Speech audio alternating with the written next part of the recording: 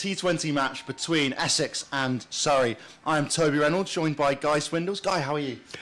Decent form, and it'd be interesting to see which of these two sides provides us with the decent form. Certainly Surrey were heading that way before defeat last time out, so interesting to see whether they bounce back. And Essex as well, winning 2 of their first 3 but losing the last 2, they need to kick on again. So fascinating matchup. Absolutely. So Essex have won the toss, elected to bat. You can see in the middle now Grace Scrivens and Lauren Winfield-Hill, who's on loan from Yorkshire. She'll take first ball by the looks of things, the former England international. And by the looks of it, Surrey's opening bowler, Alice Davidson-Richards possibly? I don't know, I think it's actually going to be Tash Farrant, also an ex-England international, one of the many that are in this Surrey lineup today.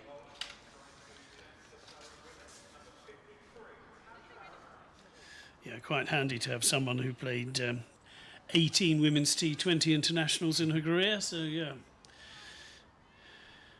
But it's been a great signing for Essex, though. Lauren Winfield-Hill, leading run scorer this year in this competition. Yeah, she's been fantastic. Just a loney. She made a few runs against Essex to knock them out of the County Cup earlier this year, and she's at least repaying them with some runs in this competition. And yeah, she's been flying along, has Winfield-Hill, but she's going to have a tricky challenge today against a very strong Surrey lineup, bowling pretty much everyone in this Surrey team except Kira Chatley, the wicketkeeper, can offer some overs if need be. So even if 4 or 5 of the Surrey attack go down injured, they'll still have no trouble getting through their overs. No, it is, as the men's team is, it's a mightily impressive squad that's been put together. Tash Farrant then.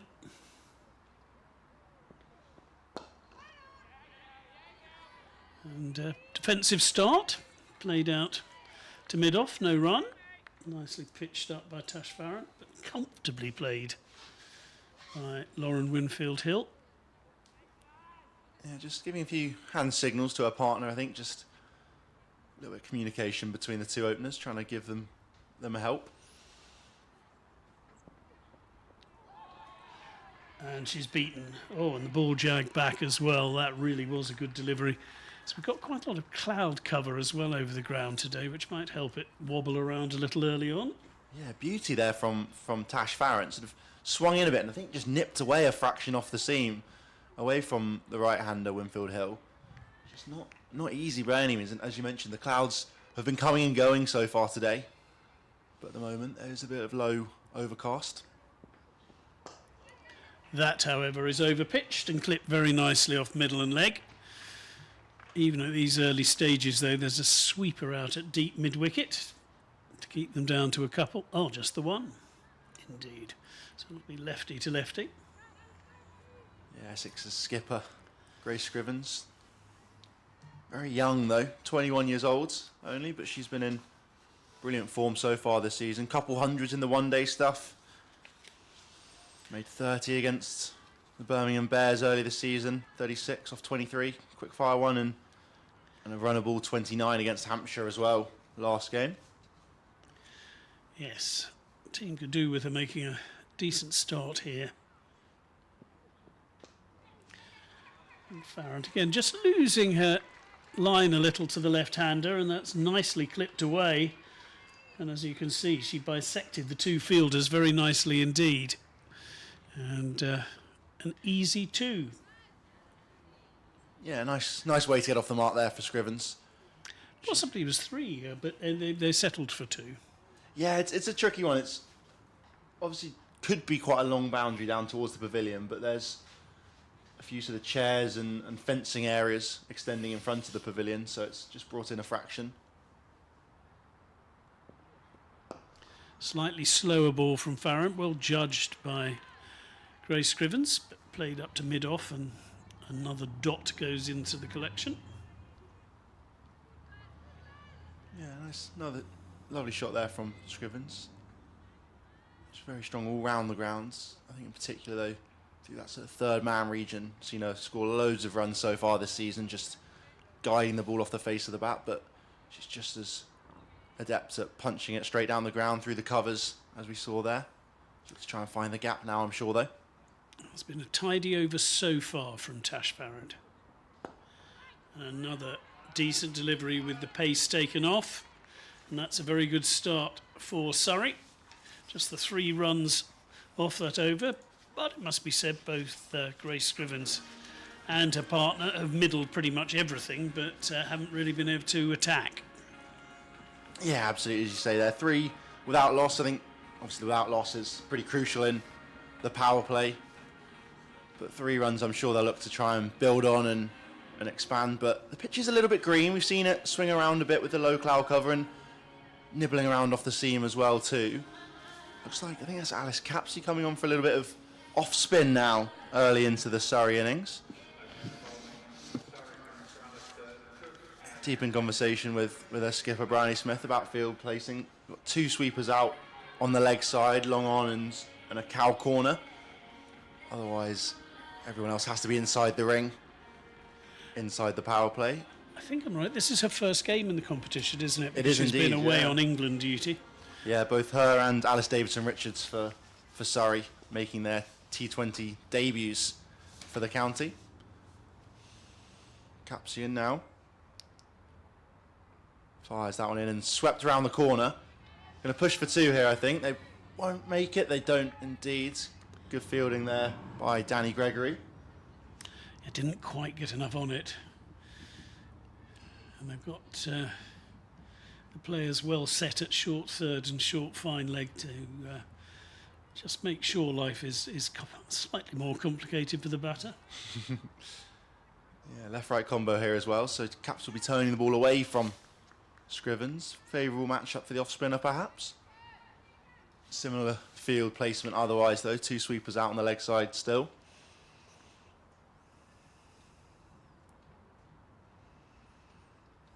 Across the stumps from Scrivens. Sweeps nicely there. Finds the gap. That's going to be the first boundary of the day there from the Essex skipper. Lovely shot there. Across her stumps. And just swipes that one into the leg side for 4 runs. Yeah, that really was a nicely timed shot. Wasn't a huge amount wrong with the delivery, but Grace Scrivens decided early to go for it. Don't quite have time for the replay, sadly. Scrivens down the ground this time, but can only find the hands of Capsey. Dot ball. Good comeback from the bowler. Just been swept for 4. And cramps up Grace Scrivens. Shuffling around the field now. Obviously looking to perhaps the Scrivens might sweep again. They're dropping mid-wicket behind square to short fine leg. Use of feet this time from Scrivens, but ends up yorking herself there. Bit unfortunate for the batter. Little credit to the bowler as well. Maybe Yes, saw her yeah, coming. yeah. She has fired them in quickly, has Capsey so far. Got that one into the block hole. Tossed up a fraction more that time, and Scrivens can only find Phoebe Franklin at extra cover. Yes, this is frustrating for Grace Scrivens after that glorious boundary. She's been pegged back.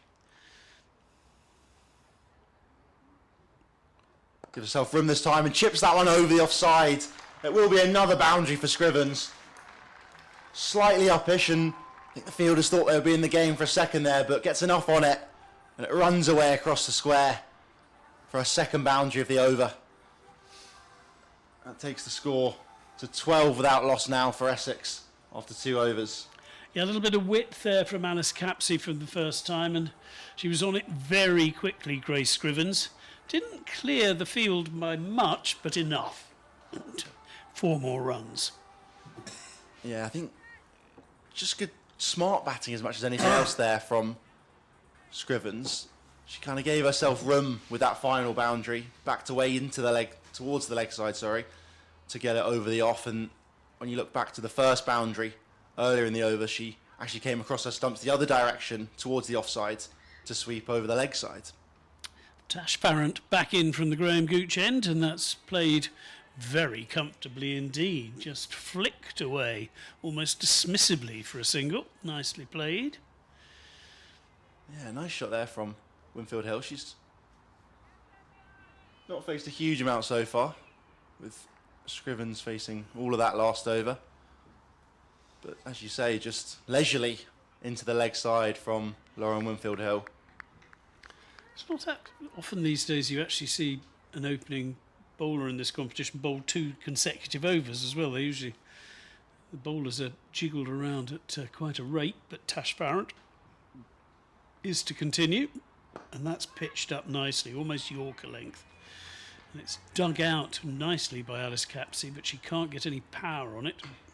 Yeah, it's a good point you mentioned that. I think with the fact that matchups are so key these days, that you do almost just see change-ups and trying to outthink batters and batters trying to outthink the bowlers. But when you have a power play specialist like Farron, it's great to see her used. And that is a little short. Oh, and the fielder, Bryony Smith, the captain, she almost moved away from the ball as it came towards her. I don't think it would have reached her, but it made it look even further away than it was. Grace Scrivens is not quite sure that a bat is right, showing it to the umpire. Yeah, slightly odd kind of occurrence, that one there. He sort of almost looked like Scrivens went hard at it, and it sounded like she timed it well, but kind of plinked off the bat and fell well short of the fielder, but also maybe looked like it could have fallen to Grace Harris as well. That is a beautiful shot. That's the shot of the afternoon so far. Just picked up and launched over cow corner for 4, effortlessly really by Winfield Hill. Yeah, that is gorgeous. Just gets the pitch and just places that one over the head of mid-wicket. A couple bounces for 4. Brilliant there from Winfield Hill. Absolutely. Timing was absolutely spot on. Well, she has been the form batter so far for Essex in this competition, and she's just shown why. Good response from Tash Farrant, pitched up and trying to drive it, and in the end only play it defensively up to mid-on.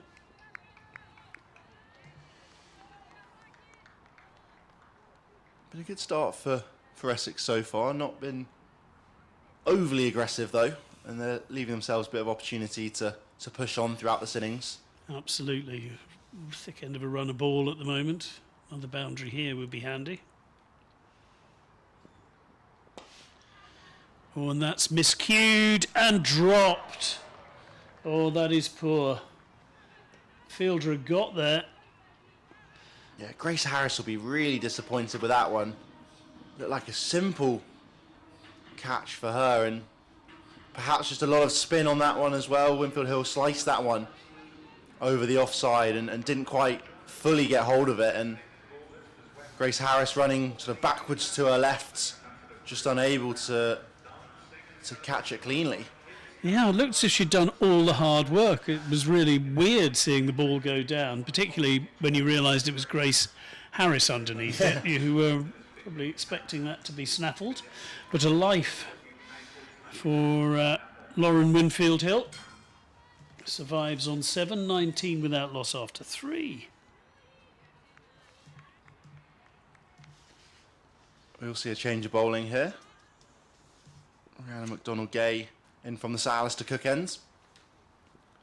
Full and straight, and 2 straight in the end, down the leg side there. Winfield Hill looking to try and get something on that to fire it out to the leg side, but McDonald-Gay ends up spraying that one too far down the leg side. She's had a pretty good season so far, coming off the back of her Test debut last year. Also played in the Ashes for England, that Test match at the MCG as well. Wide outside off this time, and Winfield Hill looks to try and slash that one through the offside, but can't lay bat on it, and just a dot ball. Yeah, she's bowled pretty well when she has played so far in this competition. 5 wickets at 15. Pretty parsimonious as well with the runs. So she knows the ground here well. Made a brilliant 50 last month. That one's up in the air, kind of chipped backward of point there. It's going to run away for 4. Brilliant there from Winfield Hill. Everything she's touching so far seemingly going her way. That one just kind of leans on it while leading backwards and chips that one over backward point's head for a few bounces and another boundary. Now, I'm going to give her credit, having just watched that again. She was playing in that region. I thought she'd mistimed the blast over extra cover, but no, she had angled the bat and played that superbly. Shorter this time and pulled over the leg side. It's going to get out there to Capsey. He will cut round and throw that one in. They get back for a second, however. Decent bit of fielding out in the deep by Alice Capsey as well. But, yeah, 2 more to the total. Yeah. Timed that one nicely. Didn't get everything, though, there, did Winfield Hill. And I think Franklin in there at short mid-wicket thought she might be in with an opportunity, but it flew a few yards above her head in the end. Full and straight and down the leg side again. Second wide of the over from McDonald-Gay.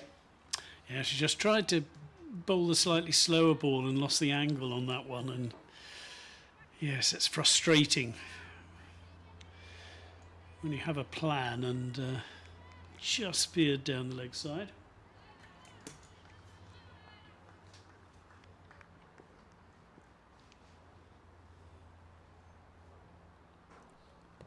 That was a bit more width offered, and Winfield Hill looks to try and work that one through the offside again, but then signalling to Scrivens, it's just swinging away a fraction, I think, and wasn't able to fully time that one. Got the bottom edge of it, and it run down to Danny Gregory in the end.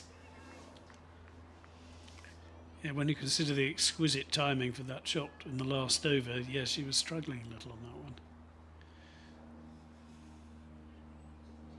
Full and straight and dug out there. Lovely Yorker from McDonald-Gay. Not offering any opportunity there for Winfield Hill to score. Just has to try and dig it out, and she does successfully. This is a good comeback, isn't it? After a couple of wide, 6 runs, 2 decent dot balls, and that was a proper Yorker.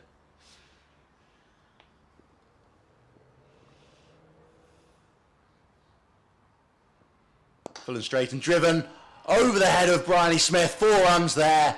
Glorious from Lauren Winfield Hill. Just dominant she's been so far. Found the boundary with ease when she's looked for it. That's a brilliant shot to end the 4th over. Move into the 30s. Do Essex now. 31 without loss. Super timing, and again, that's the punishment you can pay if you've bowled a wide earlier in the over.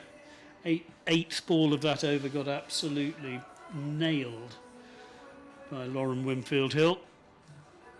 So decent start from Essex. Yeah, with a lifeline in there though. Yeah. To say that could be a crucial drop, you'd think, from Grace Harris. Did all the hard work, as you already mentioned, Guy, to get there and just couldn't keep hold. Gave a lifeline there to Winfield Hill. Oh, we're after those 2 overs from Tash Farrant, we are going to have a change. And it is Tilly Courtine Coleman. Decent first ball. Swift work behind the stumps as well, but to no particular effect.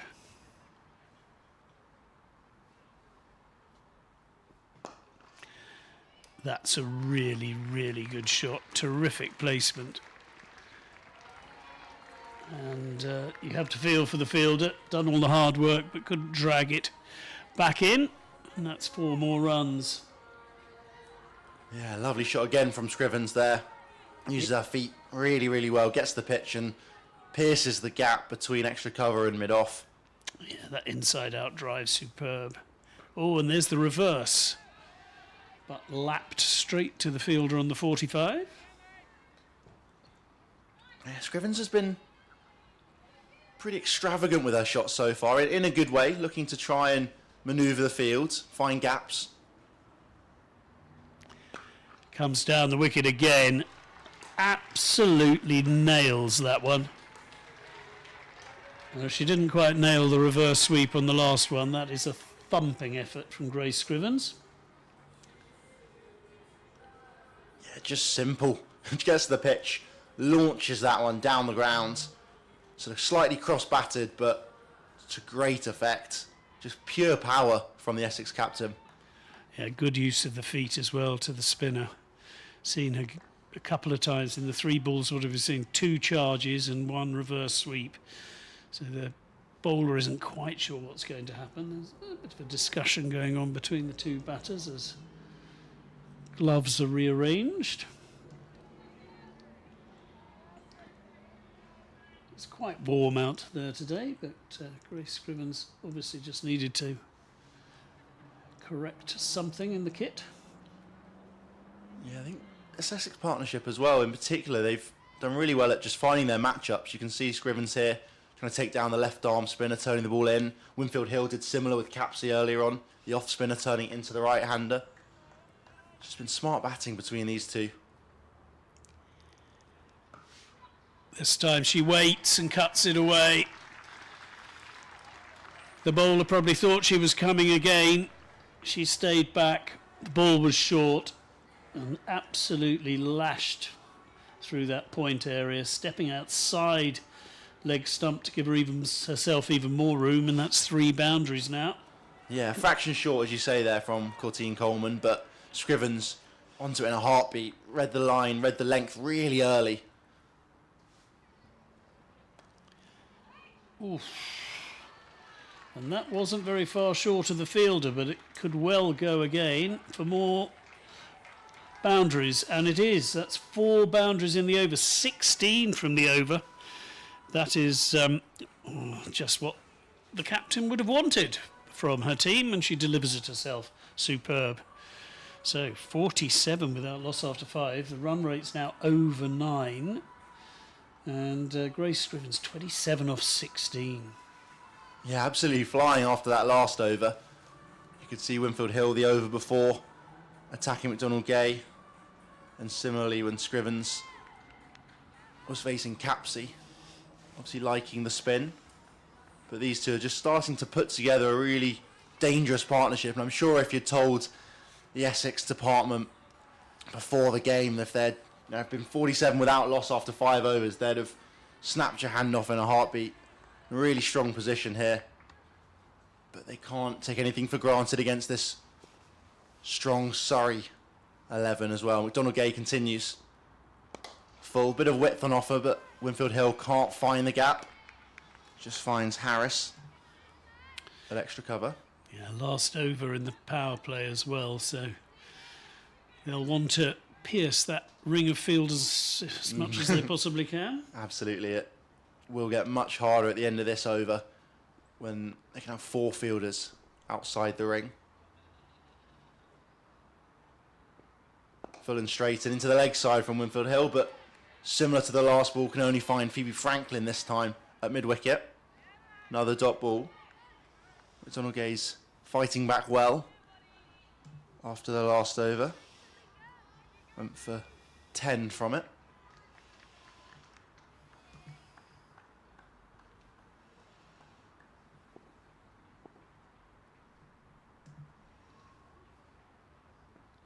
Reverse this time from Winfield Hill, but a bit of extra pace, I think, and back of a length into the body of Winfield Hill from McDonald Gay, and can only get a glove on it by the looks of it. A fine tickle down to Danny Gregory, and another dot ball.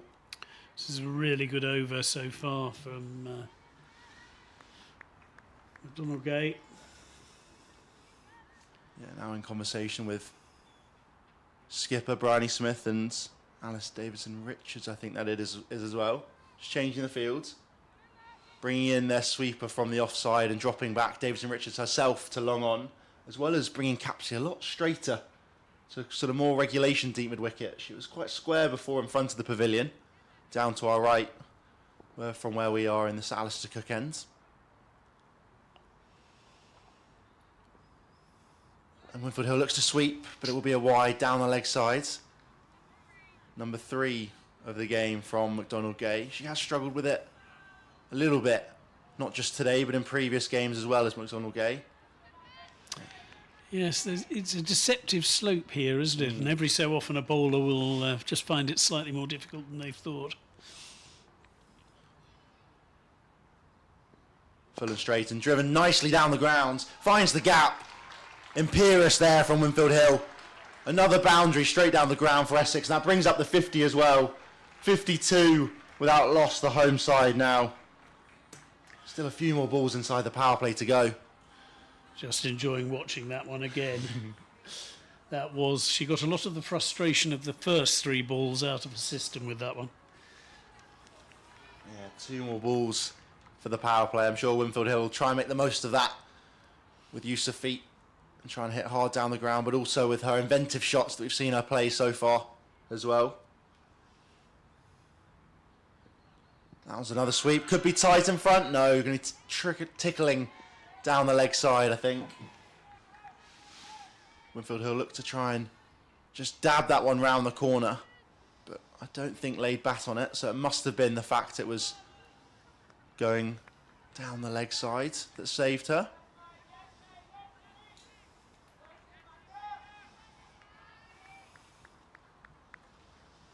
Final ball in the power play here for Essex. That one's swept round the corner again, but another dot ball. 52 for none. Essex now. A very, very good power play from the home side here in Chelmsford. Just under 8 and over. Yeah, I think she'll be slightly disappointed with that last delivery. It was a really good over on the whole, but that last delivery was there to be hit by Lauren Winfield Hill and she missed out. But when you've scored 22 off 20 and your partner scored 47 off 16 and you're over 50 after 6 overs, well, life isn't too bad. Change of bowling. Alice Capsey back into the attack now. Some more off spin. Bowling to the left-handed Grace Scrivens. So Grace Scrivens gets herself ready, having watched all the last over from the other end. Just checking to see where things have moved to. Alice Capsey twirling before she delivers. And that is a magnificent reverse sweep. And she's bisected the fielders absolutely perfectly. Yeah, brilliant. We saw her try and play a few of those already so far today, but that's the first one that's come off to full effect and just brilliant from Scrivens. She can see where the gap is in the field. The field has spread this over with the power play done. She still found the boundary. It's not a very big gap either. That really was a good shot. This time it's fetched a little into the ground. Back to the bowler. Alice Capsey smiles.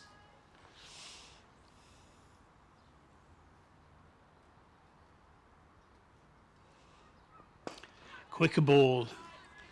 And Grace Scrivens was on it and drives it up to long off, and they go through for a very easy single. Yeah, you can see with the field now there will be a few easy singles on offer for both these batters down the ground. Often the case with long on, long off, often positioned out for the spinners. Other 2 sweepers at deep cow corner and a sweeper on the offside boundary in front of the pavilion here for Winfield Hill. Air in that one, and it turns into a full toss, and Winfield Hill just kind of misses out a little again on that. It was certainly there to be hit, but in the end it was something of a baseball shot up to long on. I think it might have dipped a fraction perhaps. Winfield Hill almost sort of checked her shot a fraction when I think eyes lighting up when you see that full toss coming. She's got a great change of pace, Alice Capsey. The last ball was floated, in the end full toss, but she was going for the slower delivery. She certainly put the revs on for that one. It goes past the outside edge. Another attempted stumping from Kira Chatley. Yeah, another reverse sweep attempted there from Scrivens as well. Looking for that same gap she found early this over.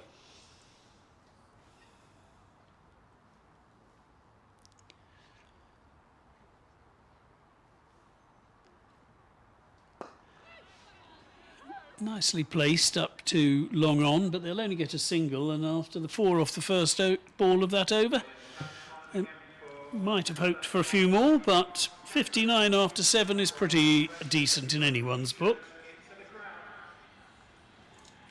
Absolutely. We're now seeing T-shirts and being lobbed into the crowd around us here at Chelmsford's. Been a pretty good sized crowd here today. Pavilion's absolutely packed. A couple stands to our right as well. Even a few of the hospitality boxes by the looks of it. But Essex in good command so far.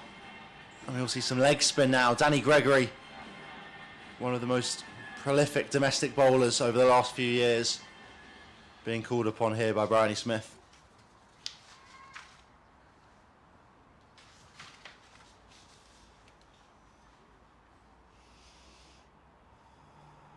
Fast and flat and just kind of cut down the ground, cut in front of square, quite a long way in front of square from Scrivens. Not given any width with that delivery. Yes, just the 3 wickets in the competition this year, but you're right, Danny Gregory has been a... Shorter again, this time through the offside. Timed it nicely from Scrivens, but straight to Phoebe Franklin out there on the offside boundary. Just patrolling in front of the pavilion. It's a long way from there, decent throw. Yeah, I see a slight change in field. There's similarly sweeper out on the offside, but then 3 out on the leg side here for Lauren Winfield Hill. Flat again and looks to try and hoik that one to the leg side, but too far down the leg side in the end. Another wide ball. Starting to add up here for Surrey, especially when you factor in runs scored off the extra deliveries in the over. We've seen a few boundaries in previous overs.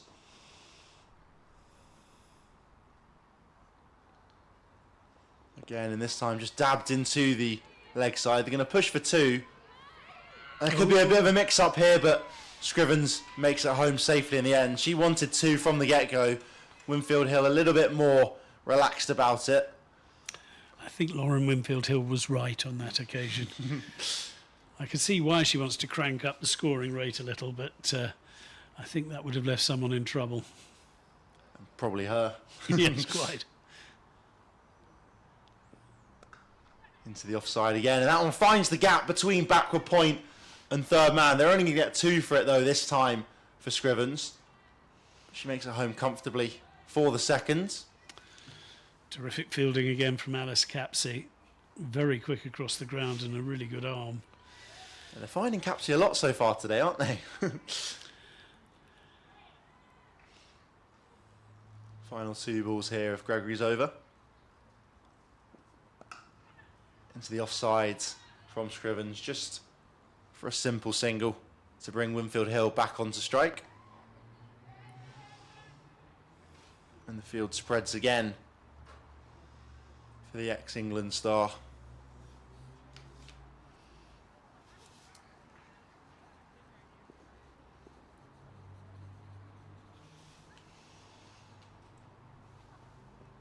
Full toss and just chipped into the leg side nicely there from Winfield Hill. Times it well, thoughts of 2, but this time turned down from Scrivens. That was a brilliant piece of fielding. It looked as if there were 2 there all day long. Yeah, across the ground really, really quickly there. Surrey have been very good in the field so far. That leaves Essex 66.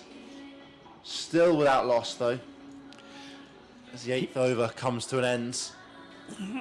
8.25 the run rate. It was above 9 earlier, but this is just the perfect platform for Essex to launch in the second half of their innings. Yeah, still got a few explosive batters to come into Essex. Lizzie McLeod's had a good start to the competition. A few 30s and 40s. Cordelia Griffiths as well, back from a concussion injury earlier this season. Also the Aussie Maddie Penner and Joe Gardner can both hit some absolutely huge sixes. Phoebe Franklin into the attack. And that's cut away nicely. Should go all the way. Does go all the way. What a lovely shot that was. Bit of a loosener from Phoebe Franklin. And on it so quickly. Lauren Winfield Hill. Yeah, really, really good so far. Not just that shot from the Essex pair, but all day they found the gaps to great effect. And picking up boundaries, couple and over, without a huge amount of risk seemingly. Better length and line, but nicely placed. And they'll be able to trot through for a very easy single. Good comeback though by Phoebe Franklin. Taken a couple of wickets so far in this competition this season.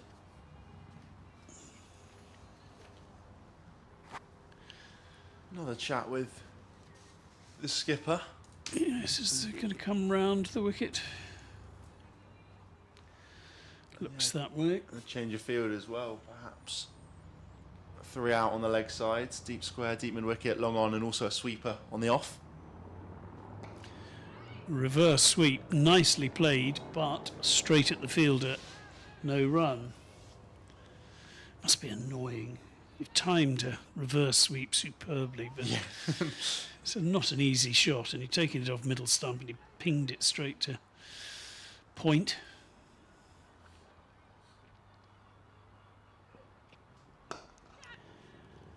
It's a great piece of fielding. Grace Scrivens would have thought that was going through for 4. But a great, great stop. Yeah, Grace Harris just making up for her drop earlier on in the innings with a brilliant stop there. Just jogging over slightly gingerly, but I think just shaking off the fall as much as anything else. Oh, that's an interesting one. And eventually the wide is given. I was wondering if it would be. You sometimes have to remember who's the right and who's the left-hander with the reverse sweeps here, there and everywhere, and which side's leg and which side's off. But despite the attempted reverse, I have to say that did look as if it was heading down the leg side. So yes, the wide is eventually given by umpire Simon Widdup.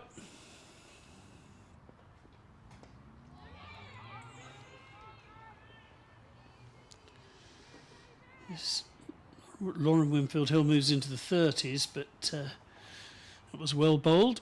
Certainly deceived by the pace on that delivery.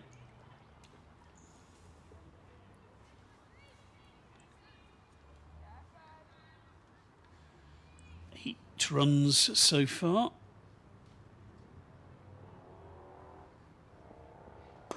Ooh, and that's driven straight back to the bowler, but absolutely clumped. I don't think you can quite call that a chance. No, it would have been a phenomenal take there from Franklin. Just stuck a hand out at it and I think got fingers to it, but couldn't take hold. And as you say, that would have probably been one of the catches of the season had she been able to get hold of it. And as it is, she saved 3 runs, because if she hadn't got a hand to it, that was heading to the boundary at pace. But 9 off the over.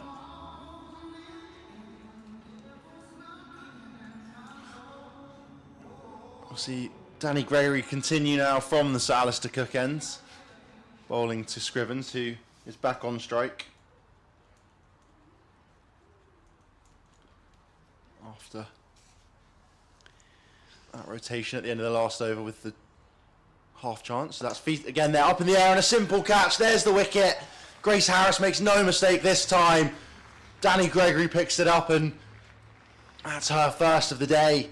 Scrivens has to go though, slightly disappointed with that one, I'm sure. Just slices it a fraction, offers a simple catch, but a low catch to the Australian international.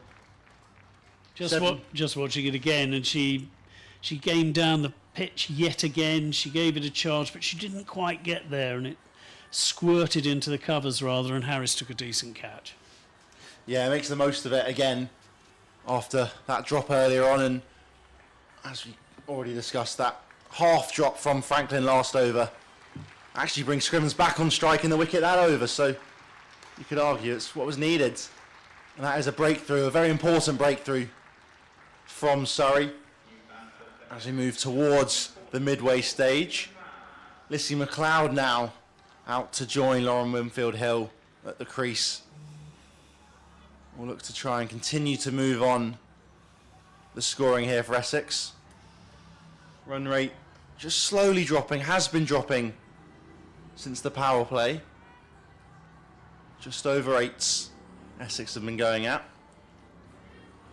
The field spreads again here for McLeod. 3 fielders out on the leg side, no mid-wicket inside the ring. And there's obviously still that sweeper out on the offside boundary too.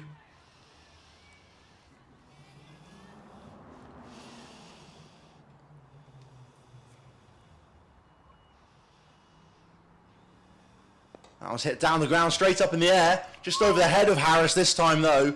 McLeod looking to be expansive early on, but doesn't get a hold of it fully, that one. A lucky escape. Yes, that was not hanging around and getting the pace of the ball there, no. McLeod does look to be aggressive early on in all formats for Essex. Well bowled. Saw the batter coming on that occasion. She's made a few real quick fire totals so far, has McLeod. 44 from 24 against Birmingham, also 30 off 18 in their loss to Hampshire last week. That one's dropped short and pulled into the leg side from Winfield Hill. Yeah, she didn't quite get it, did she? She looked slightly frustrated with herself. I was going to say, shake of the head there from Winfield Hill. Just rotates the strike, gets down the other end, brings McLeod back on strike.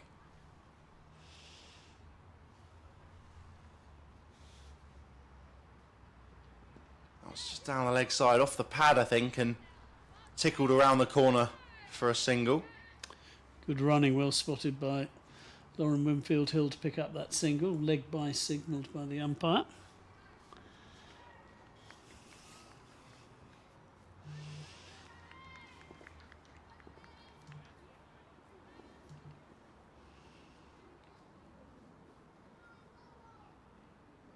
Fired in again and swept round the corner from Winfield Hill. It's going to run away for 4.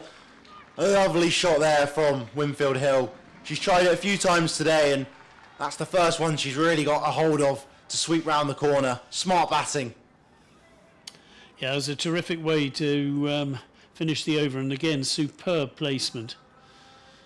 Particularly with Alice Capsey, who will be hurtling around in a second in the picture, who's cut off most other things this afternoon. She didn't manage that one. Yeah, 82 for 1, Essex. Been going really, really nicely so far. The 1 wicket to fall, Grace Scrivens on the first delivery of that previous over. So the halfway mark.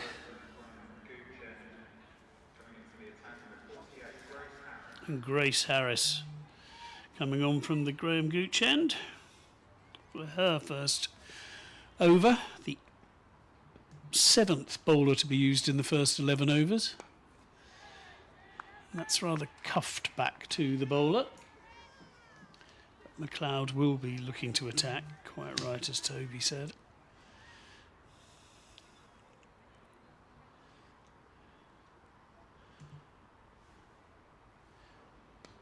And that's just helped into the leg side, not altogether convincingly. They'll be able to get through for a single. Yeah, looked to give herself some room there, did McLeod, to try and push that one into the offside, but a bit of turn, I think, from Harris. Found the inside edge of McLeod's.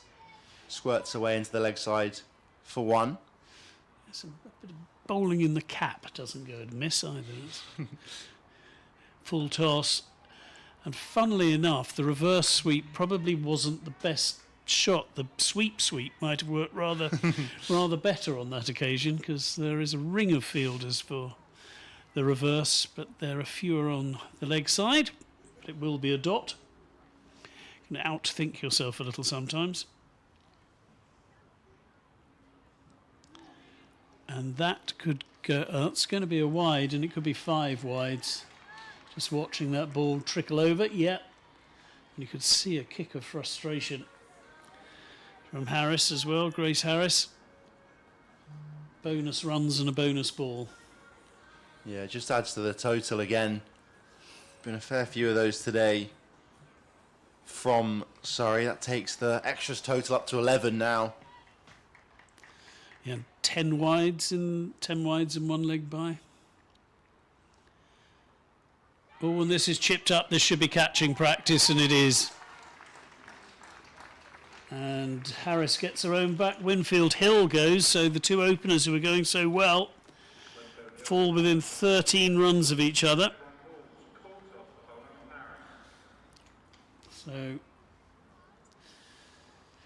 caught. Was it Courtine Coleman with a catch? And that really was as easy a catch as you're ever going to get. It was Tilly Courtine Coleman.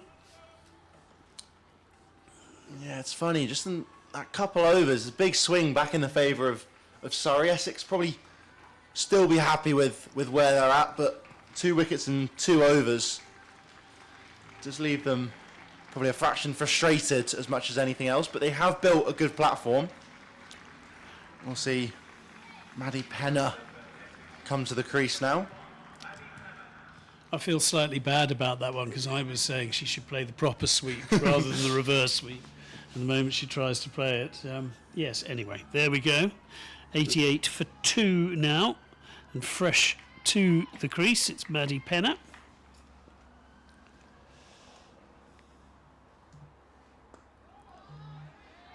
Nice little quicker delivery. Nicely turned around and straight off the mark.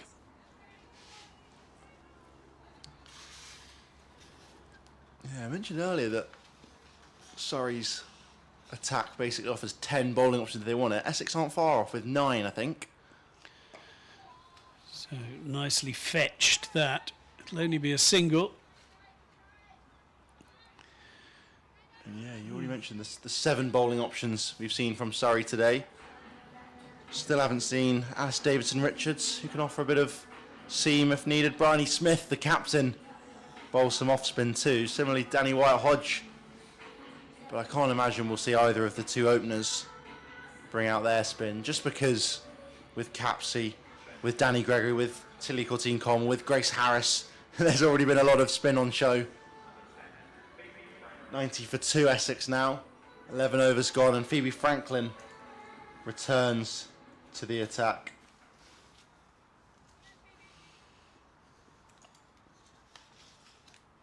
With some of her seam. McLeod hits one down the ground. Lovely shot there. It's going to be picked up though by Alice Davidson-Richards, and it'll just be a single. But a lovely looking shot and a nice strike there from McLeod. Brings Penner on strike for her first delivery against Franklin of the day. Currently just 1 off 1. McLeod 4 off 4. That was short and pulled nicely there from Penner. Times that one brilliantly, but directly at Alice Capsey, who's out there at deep square leg. That's a good evasive manoeuvring from the umpire as well, as it hurtled towards him at square leg.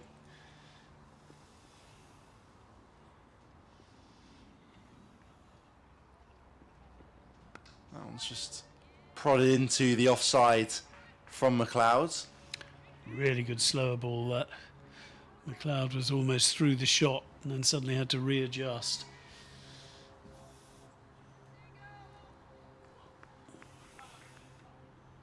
Yeah, it is hard to work out what a par score is at the moment. That's into the pads, just down the leg side. Will be another leg by as Penner gets back onto face. Yeah, it is. It's a tricky one. What do you reckon Essex could be aiming for here, Guy? Because about 180 was, I think, double what they were at the 10 over mark. Yeah, certainly 160 would be, you'd kind of think, a minimum. Slow ball again from Franklin, and that one's cut through the offsides. Will be 4 runs. Put away really well there from Penner, the overseas pro. Just slashes that one through the offside for 4 runs. Yes, I think it's safe to say she spotted that slower ball.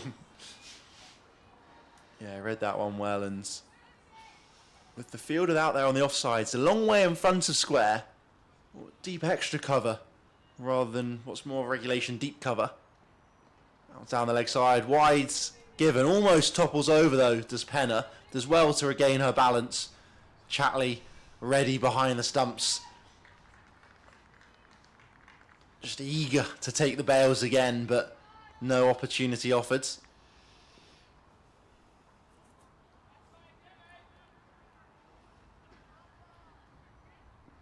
That was just dabbed into the leg side. Thoughts of 2, but quick across the grounds is Tash Farrant there at cow corner. And ends the over. 99 for 2. Another good over there from Essex. 9 from it. With Penner and McLeod going well. Yes, impressive Maddie Penner. I wonder if she'll be... I don't think she'll... Is Tilly Coleman coming back? I wondered if she'd be facing her country person. Harris again, but no, it will be Tilly Coleman. But Maddie Penner, top score of 38 in this competition so far this season, but you're coming in late and you're having to back quickly, and that's played away nicely for a single. Yeah, she's done that really well though as Penner. You mentioned that 38 off just 17 deliveries, and that was on debut for Essex. There's the hundreds up for Essex as well. Not quite timed, but it'll be another run anyway. To be frank, if she had timed it, it would have almost certainly gone out to that fielder anyway. So 1 run, however you get the ball out there.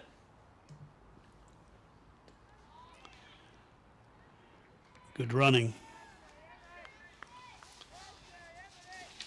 Yeah, McLeod did well to just commit to that one and get through quickly, but also comfortably. As Danny Gregory's pretty quick across the ground, but she couldn't stop them. That's short and punched up nicely. Too long off, but just struggling to find the gaps at the moment in this over. Tidy stuff.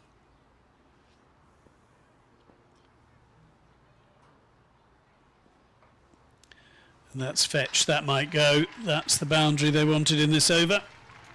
Yeah, finding the gaps as you were saying they needed to there, Guy. Brilliant shot there from Penner again.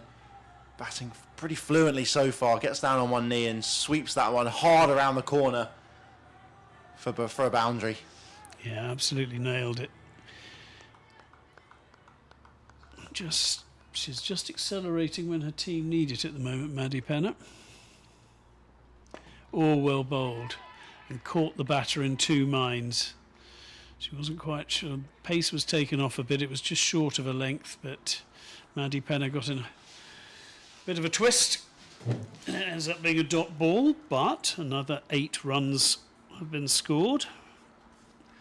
So they're still very much on course for that 160. Anything they can get north of 180, though, you feel would be very interesting indeed. Absolutely, yeah. I reckon 180 is surely going to be the target, particularly with the strength of the Surrey batting lineup. Just to run through, Bryony Smith, Danny Wyatt Hodge at the top of the order. Wyatt Hodge has only failed to get to 50 once so far this competition. You know, one of the best T20 batters in the world, let alone the country.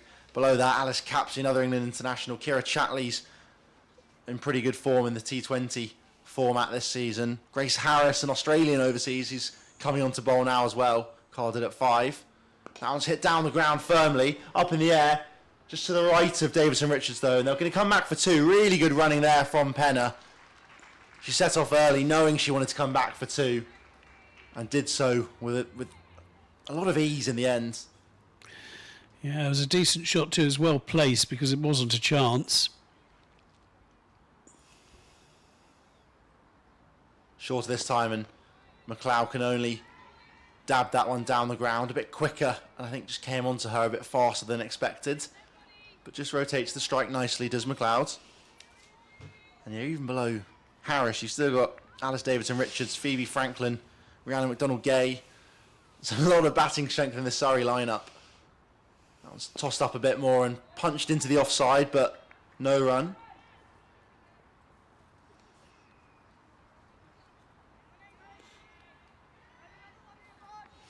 $110 for 2 here, Essex. It's a decent battle.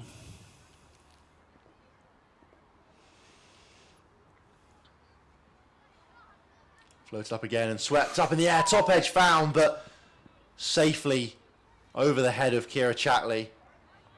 And 1 run there for Maddie Penner. Yes, who looks slightly disgruntled with that, but better than finding the wicket keeper. Across the stumps from McLeod. Times that one really well. Hits it behind square, but almost times it too well. Oh, thoughts to 2. She's going to come back. Brilliant running there from McLeod. Penner did not want the second, but McLeod was very committed, and rightfully so. I think perhaps almost just fooled Caps into thinking they were going to settle for the 1 with a pretty lackadaisical first run. But she turned, set off, and absolutely legged it back for the second. And to great effect, brings herself back onto strike. Yes, poor old Harris got hit by the ball as it came down the other end as well, so she's feeling it a little. Bit quicker that time. It's chipped up in the air into the leg side. Going to fall short of Capsey though. And they will settle for just 1. Penner with a loud no this time. And that means McLeod will keep strike for the next over. 114 after 14 for Essex. The run rate still at 8.14. It's just very difficult to crank it up from that 8 at the moment, isn't it?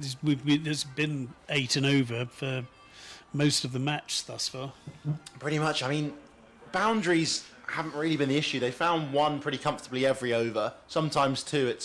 It's almost been turning the dots into singles where they've been struggling. There have been a fair few dots throughout this innings, and it'll be interesting to see if when Surrey have their go, if they struggle similarly, or maybe that'll be where they manage to find their level above.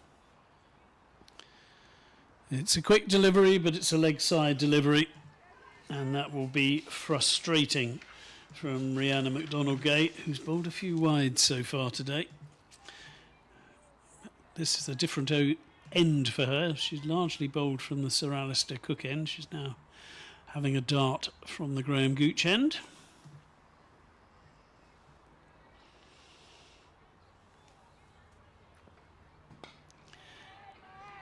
Mistimed on that occasion. Alice McLeod. And just a reminder as well, there are a few other T20 games around the country. Durham have managed to turn over Somerset in Taunton, winning by 4 wickets, chasing down 138 that Somerset set.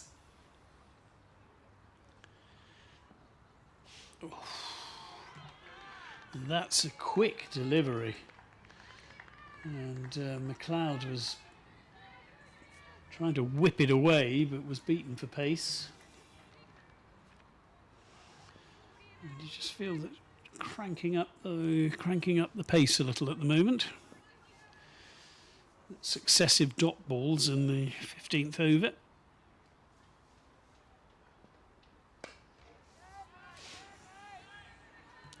That'll only be a single. It'll be interesting to see how Bryony Smith and Surrey do juggle the bowlers for the rest of the innings. They've got a lot of overs between their bowlers still to go, so there's no opportunity of having to try and squeeze someone in, but McDonald-Gay's often been used at the death. She's still got 1 over after this one. And that is launched, not entirely timed, but they will get 2. And yeah, similarly, Tilly Courtine-Coleman can be very effective. Often a sort of top and tail bowler. Bowls in the power play, bowls at the death. But as we've seen, is also pretty efficient through the middle too. Tash Farrant bowled a few early on, and we've not seen her come back into the attack either. Quite right, plenty of options. Slightly slower ball. And it's just whipped into the leg side. If they want to go, they could get 2, and they do want to go, and they do get 2. Excellent running. Just tip and run. There's a massive space into that mid-wicket region.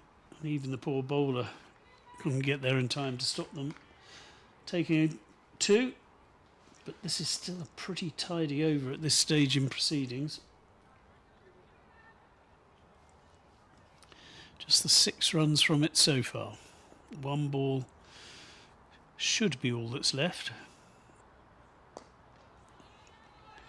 And again, it's hit out into mid-wicket, and there was the thought of 2 from one of the batters, but not from both. So they settled for a single. 121 for 2 after 15. Yeah, Penner has been a little bit relaxed with some of the single taking. McLeod has been very on it, and we already saw with that 2 she managed to make last over that she can do it to great effect. So it'll be interesting to see with 5 overs now left whether Essex do start to try and push on. Got 8 wickets in hand, a lot of batting still in the pavilion to come. Joe Gardner, Cordelia Griffiths, Sophia Smale as well. Gregory continues, and that one's hit down the ground nicely. Stopped well from Gregory, and they'll take a single for it. She did do well to get her hand on that. I think it was into the ground. Yep. Just a good stop. That was dragged down and smashed down the ground, but McLeod can't cash in, throws her head back in frustration. But she can only get 1 for it. She rather toe-ended it in the end, didn't she? Didn't quite manage to get the middle of the bat on that one. Sort of almost on its way down by the time it got to her, which I think perhaps just allowed Gregory to get through it. That one's shorter again and turned into the leg side. Going to get through for a single though. Penner was struck and looked to be in a fraction of pain. She does go down there. I think hit. Probably missing the thigh pad, I reckon, that one, and stinging. And then you called through for a single. Yeah.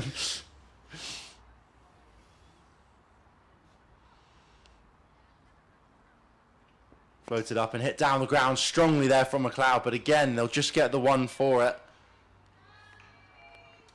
This is very good bowling from Danny Gregory. She's not giving a lot. It is interesting as well, getting to this stage in an innings. A single is probably a success for a bowler. It's really only 2s and boundaries that batters can kind of be particularly happy about. That one's fired in again and turned around the corner, but straight to the fielder. They will come through for a single. Courtine-Coleman looks at the bowler's ends. But again, Lissy McLeod's running superb, because that was straight to the fielder.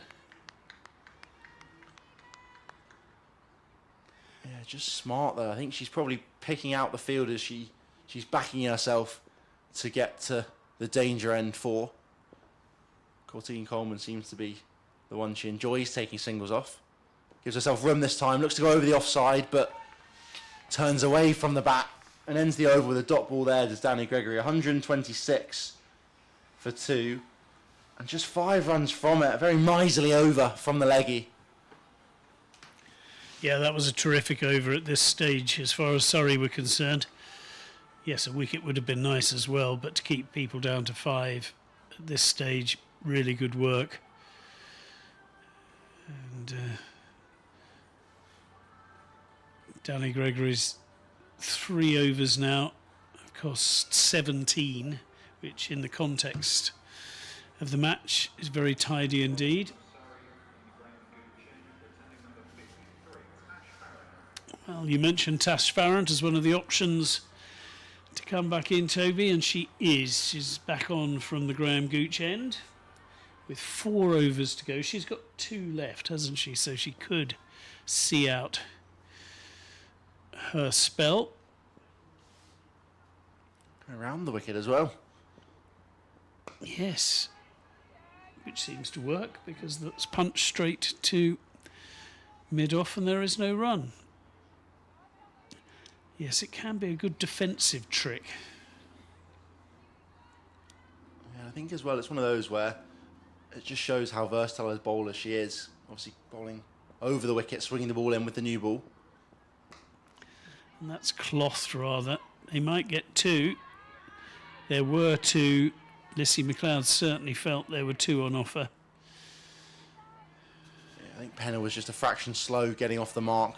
Obviously rocking onto the back foot to try and pull that one away. Lissy McLeod then back on strike. Oh, and she's bowled with a full toss. A loopy full toss. McLeod goes down to try and sweep the ball away. And it's through. And understandably, Tash Farrant looks slightly abashed by that delivery, picking up a wicket. But they all count. And that's in the record book as Lissy McLeod bowled Tash Farrant for 15. Yeah, slow ball I think there from Farrant, just deceived McLeod, who worked away across her stumps to try and sweep over the leg sides. She's unable to lay bat on it though and departs, bringing in Cordelia Griffith. Yeah, she stepped a long way outside off stump to try and swing that away. And the one thing that Tash Farrant made sure she did was bowl at the stumps, and that was crucial. So, yes, Cordelia Griffith, not for the first time in her career, has to come in and try and score a lot of runs in not much time. It's interesting they've sent Griffiths in ahead of Joe Gardner. Gardner probably one of the most destructive batters in the game when she's at her peak. We saw her take down Surrey in the One Day Cup last month. But Griffiths similarly. Well, maybe that's why. Is that caught? Oh, yes, eventually. And now Tash Farrant is on a hat-trick. Rather extraordinary hat-trick if she gets it, because the first ball was a full toss that was missed and bowled. The second one, well, was an inch away from being 6. But a brilliant catch in the end. It's Danny Wyatt-Hodge out there who realised she was going to go over the boundary ropes, threw the ball back in, and then made sure that she snaffled it. So superb fielding. Yeah, really, really good catch from the England star. I think that's probably one of those that, because she's been around the game for a long time now, played on the highest level, it's almost just sort of second nature to a player of her stature. And she just took that so calmly. Well, just watching it again, ooh. Her foot was very close to the rope, but she did well. Oh, Griffiths is holding her mark. Oh, she's being sent back out, I think. I think so, because looking at that replay again, it did look as if the foot of the fielder may have touched. But no, it's Gardner in, isn't it? This is interesting here. The umpires, I think you're going to have a conversation. Griffiths wants to come back. I think having seen the replay, they're going to have a word with Danny Wyatt-Hodge now, the umpires, just to see what she thinks, I reckon. We just saw a replay, and it did look as if her foot was mightily close to the rope when she pushed it back in. So I can understand that Essex, having seen that replay, will be interested. It's an interesting one, though, because I wouldn't be surprised if the umpires aren't allowed to use the big screen. Oh, no, they can't. DRS and everything. There's no DRS. If the fielder says she caught it, she caught it. They've given it out, the umpires, after a quick chat with Danny Wyatt-Hodge. Not sure if we can see that again. Boos echo around the crowd here at Chelmsford. Yeah, and slightly half-heartedly. When we looked at that last replay, there was element of doubt. but it means Joe Gardner will get to face. Farrant continuing for her hat-trick ball. Oh, and that was desperately close. She's got up for an ambitious LBW shout. And in fact, it's gone for 4 byes to the warm applause of the home crowd, who are feeling slightly frustrated on behalf. Well, let's just watch this one again. I think it's been given off the bat of Joe Gardner. So it was 4 runs anyway. Indeed. So if you've hit it, you can't be out LBW.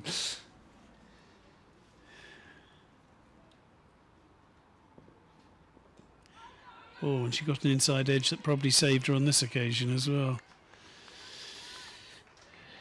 Did Joe Gardner. So, end of an extraordinary over, really. We had 2 wickets. We've had 5 runs. And we've had a certain amount of controversy. But in the end, the score, 131 for 4 with 3 overs remaining. Yeah, this is the time now for Essex to, I think, just go for it. Grace Harris with her off spin will be bowling from the Sir Alistair Cook end, but Essex are going to just have to try and be super positive, take the attack back at Surrey. Some gaps through the offside here, playing against the spin though. That one's pulled into the leg side really strongly, but Franklin gets around really well there. They get back for 2 in the end. Franklin so quick over the grounds, covering the cow corner region. Penner moves on to 24 now.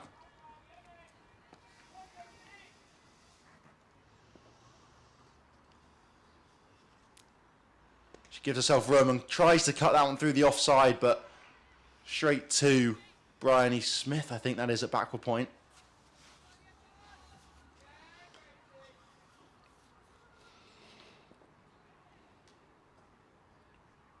Floated up this time, hit down the ground nicely from Penner, but a couple bounces out to Davidson Richards. 134 Essex move on to now. I think 180 looking a long way off. The run rate about 7.5, just over now.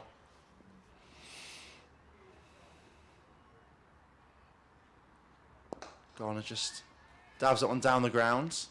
Happy to bring Penner back on strike. He has been striking them well so far. 4 runs from the first 4 balls. Short this time, and I think an attempted slower ball there, but Penner can only find Danny Wyatt-Hodge in there at extra cover. Why didn't they go for the single though? There was definitely one there. Yeah, I think it's just... Penner wants to keep the strike. Perhaps, yeah. She has been hitting them well, as I was saying. So we'll see what she can do now. Floated up again and strikes firmly down the ground, but yet again only for 1. 1, 3, 6 for 4 at the end of the 18th over now. 5 runs from it. Another really tight, really economical over there from Harris.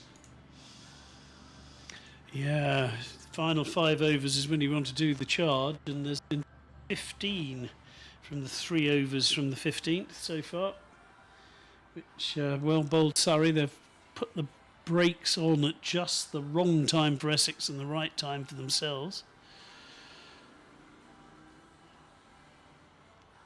Yeah, I think the 2 wickets of the openers of basically falling in consecutive overs have really slowed down Essex's momentum, going at 9s at one stage, now at 7.5s. Yes, coming out of the power play, they were a fraction under 9 and over, and it had been a good power play. It's driven nicely. Just be the single. Quite a lot of singles, but Tash Farrant will be bowled out, understandably, with figures of 2 for 16 from a 3 overs and 1 ball so far.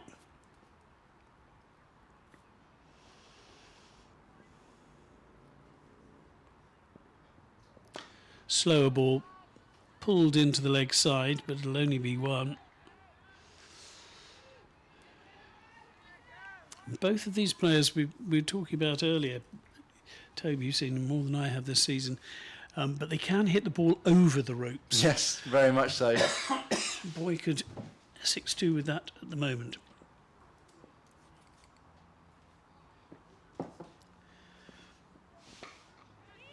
Well, it's up in the air. I don't think this is going to go over the ropes, and it's out. Penner goes for 27. She had to try and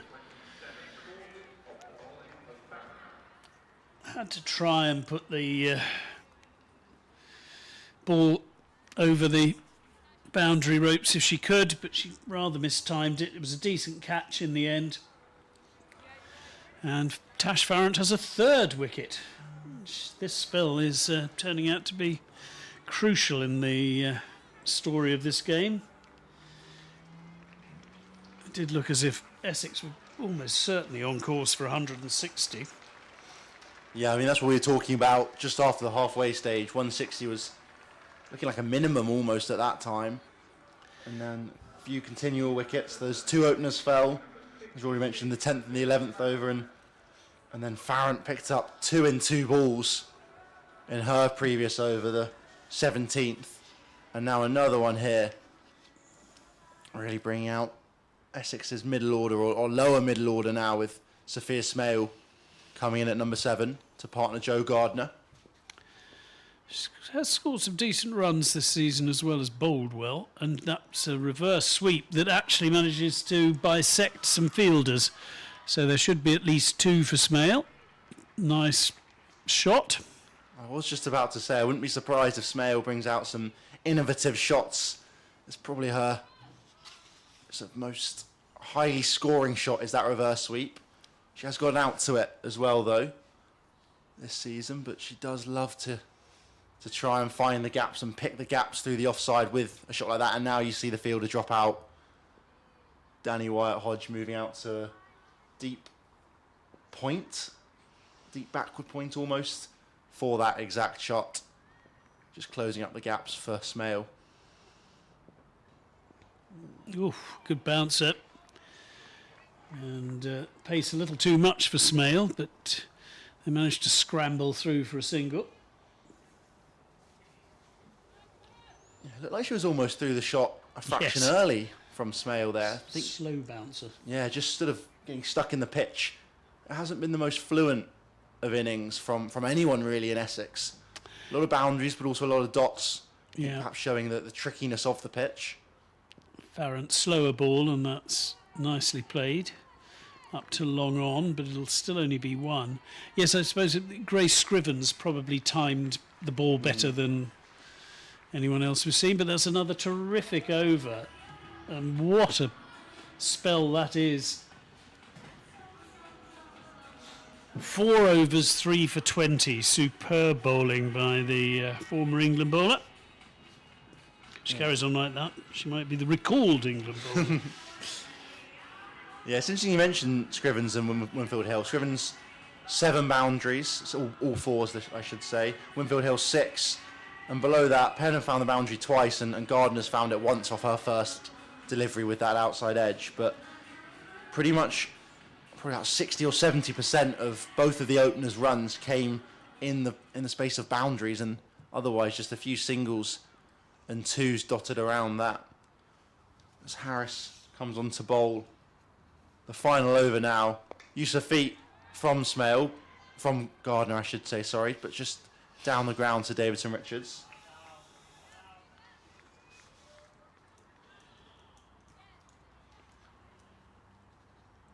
I think they'll probably look for 155, 160 maybe if they can get away a couple boundaries here, Essex, but 150 perhaps a little bit more realistic. Yeah. Floated up and use of feet from Smale. Chipped down the ground though. Going to fall short of Davidson Richards, who just picks it up after 1 bounce and back into Grace Harris. Gardner on strike now. 3 fielders out on the leg side. Deep square, deep mid wicket, long on and also a long off as well. Bit fired in, down the ground and caught and bowled. Harris picks up another wicket. Another catch for her as well. Gardner looking to try and smash one back over her head, but can only find the hands of the Aussie. 144 for 6 now. And that's Gardner, probably the last recognised batter for Essex. But it means Eva Gray will come out, who can hit a long ball as well and does fancy herself as a batter. Yeah. It's been a superb finish to this innings from Surrey. Essex must have been so pleased, but when you think that it all sort of began with that drop catch by Harris, and Essex looks as if they'd take advantage, and she's caught and bowled right at the death to show just how well her and her side have come back in. Yeah, that's her second wicket as a bowler and her second catch as a fielder. Fired in again and hit sort of across the line there from Gray. They're going to come back for 2. She's quick between the wickets. It's going to be tight, but fumble there from Chatley. I mean, she does get away from it in the end. Just a couple deliveries remaining in the innings. With Harris's off spin to finish off now. Floated up this time, hit down the ground. Another caught and bowled. Almost identical there to Joe Gardner. Gray will be a little bit disappointed with that one. A slightly tame end to the Essex innings we're seeing now. Gray goes for 2 with another caught and bowled. Fielders are not even coming in to congratulate Harris. Just a few of them with a few high fives. I think that's Esme McGregor, I want to say, coming in now. At number 9, perhaps? Or is it Kate Kopak? Yes. But we are into the Essex tail now. Both can hold a bat. We've got 1 ball left as well. No pressure. I think it's pretty much just hit and run hard. It is Kate Kopak. Yeah. But basically just, I think Smale is saying, I will be running no matter what. Yeah, just Get a bat on it and run. Just do something, yeah. A 4 would be handy just to get to 150, but probably a little optimistic. In comes Harris. Final ball of the over. Final ball of the innings, and it's just dabbed down the ground. They're going to come back for 2. Smale's quick. She will make it home comfortably, I think. She does indeed. Really good running there from Smale to get back for 2. She gets Essex up to 148 in the end. 149 will be the target for Surrey to win. Slightly disappointing end for Essex, I'm sure, after a very, very good start from the 2 openers. Scrivens made 39 off 29. Winfield Hill 36 off 31. Penner through the middle overs, 27 she made, with McLeod 15 from 21. Slightly stalled the middle overs, and then wickets at the end from the Surrey bowlers just contained Essex to a much lower total than it looked like they could get up to. Pick of the bowlers, Tash Farrant 3 for 20, and similarly Grace Harris 3 for 26, picking up 2 in that final over, and another 1 there for Danny Gregory. 148 for 7 Essex finish off on. Yeah, I think the fact that they scored 47 in the first 5 overs and 27 in the last 5 is really the story of their innings. But we'll have a small break. We'll be back in 10 minutes with, as you can see on the screen, play to resume at 3:30.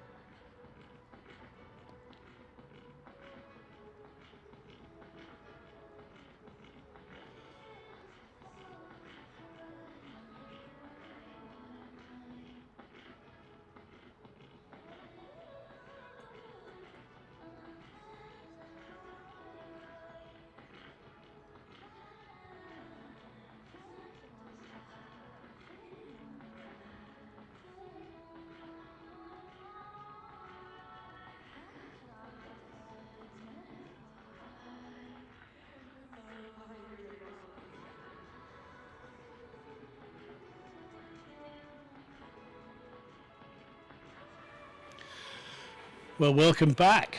Well, let's see if Surrey can chase down the 149 they need for victory. They've put themselves in a decent position. If you're just joining us, well, Essex were 82 for 1 after 10 overs and 148 for 6 after 20. Tash Farrant 3 for 20, Grace Harris 3 for 26, the pick of the bowlers.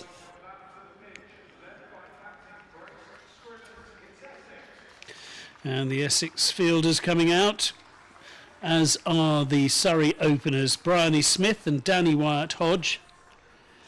Danny Wyatt-Hodge, who scored 274 runs so far in this competition and has only failed to make 50 once in 5 attempts when she had to make do with 25.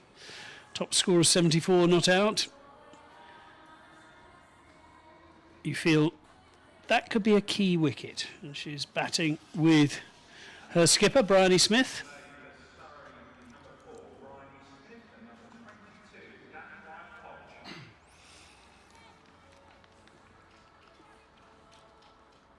So it will be the first over from the Graham Gooch end, and it will be Katie Kopak who bowls it. Who scored 2 off the one ball she faced earlier today.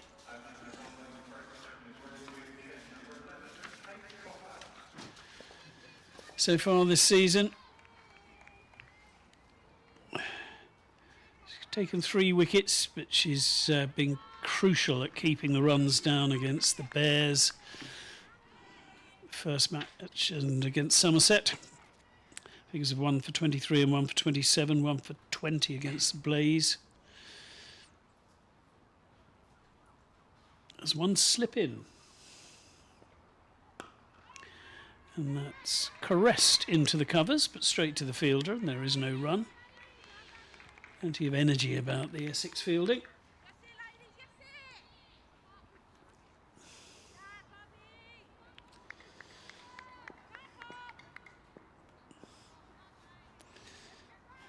If they can just apply some breaks during this power play, they'll give themselves half a chance. Oh, and there's an edge, and you can see why they had the slip there. They needed a second out, and maybe they'd have got the wicket. Instead, it's 4 runs. But it must be said that Bryony Smith didn't know a huge amount. It well bowled. Katie Kopak squared up the batter, but it was just wide of Lissy McLeod.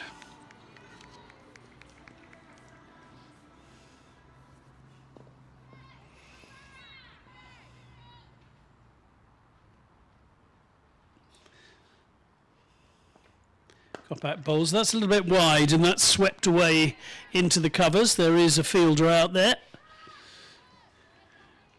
but they can trot through for an easy 2. Good work in the deep.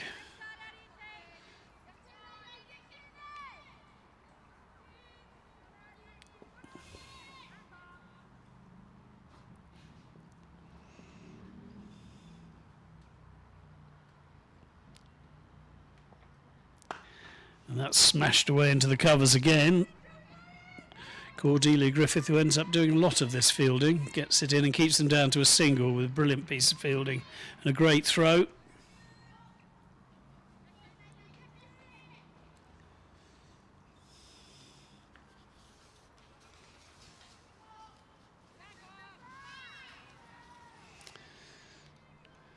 Seven off the over so far, and a first face for Danny Wyatt-Hodge.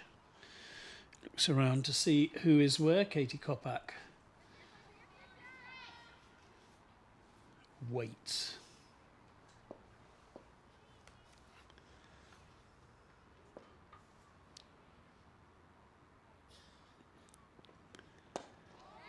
It's a decent ball, pitched up. Played defensively by Wyatt-Hodge.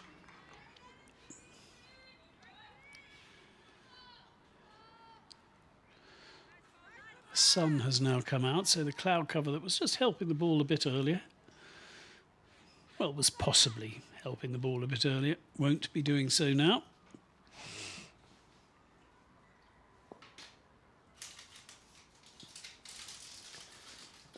And that's glided nicely, but straight to the fielder, Abdal Maqsood.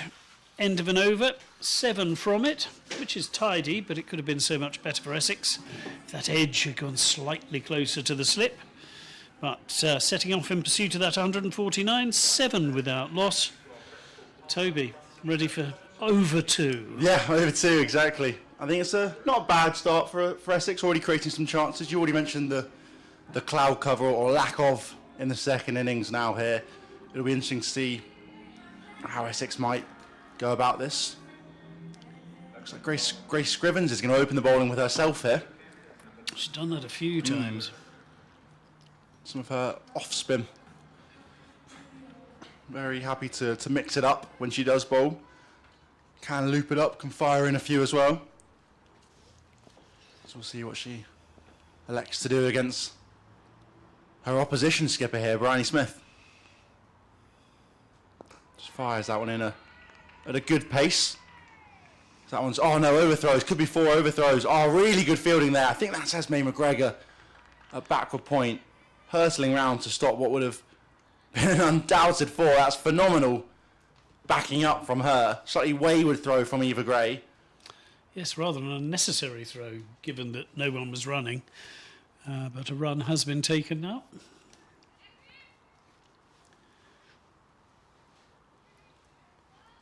Wyatt Hodge on strike now.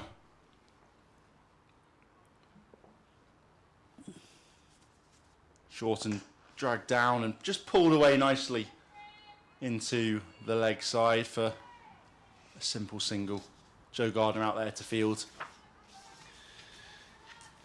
I love the way Joe Gardner and her partner in the deep, Cordelia Griffith, saved so many runs. That was cut away slightly uppish, and it's going to be 4 runs. Finds the gap away from a despairing dive in the covers. Would have been a phenomenal take, that, but in the end, it goes for 4. Kate Kopak can't quite get her hands to it. And Bryony Smith punches another one that's a fraction short from Scrivens. Yeah, she did well. She stepped outside leg stump and gave herself room for that shot. Ball wasn't that misdirected. Shorter again into the leg side again. This time a lot squarer. Going to beat Cordelia Griffiths out there. Really great shot. Timed perfectly. Again from Smith. She's found the pace of the wicket very, very quickly in this innings. With back-to-back boundaries there. Pulled that one nicely behind square. Cordelia Griffiths, who was positioned pretty much bang on square, maybe a fraction in front.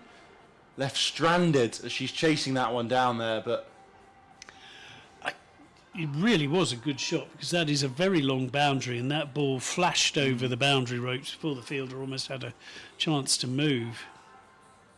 a slight change of field here. Maddie Penner's dropping out to long on, and they're bringing up Griffith from deep square. She maybe going to flight it up a bit straighter, perhaps, as well. That's exactly what happened. Just dabbed down the ground, though. Sensible cricket from Smith, who knows that the couple boundaries she's picked up already from this over are more than enough for the run rate, the required run rate, sorry. And it brings Danny Wyatt, the devastating Danny Wyatt, back into face Scrivens for just one ball, the final ball of this over. Shorten pulled around the corner, going to go through Griffiths this time. Slight misfield there from the Essex batter. They'll pick up 2 from it, with Gardner jogging round from cow corner to field. The cannon arm firing over the top of the stumps. 20 without loss there. Yeah, 13 off the over.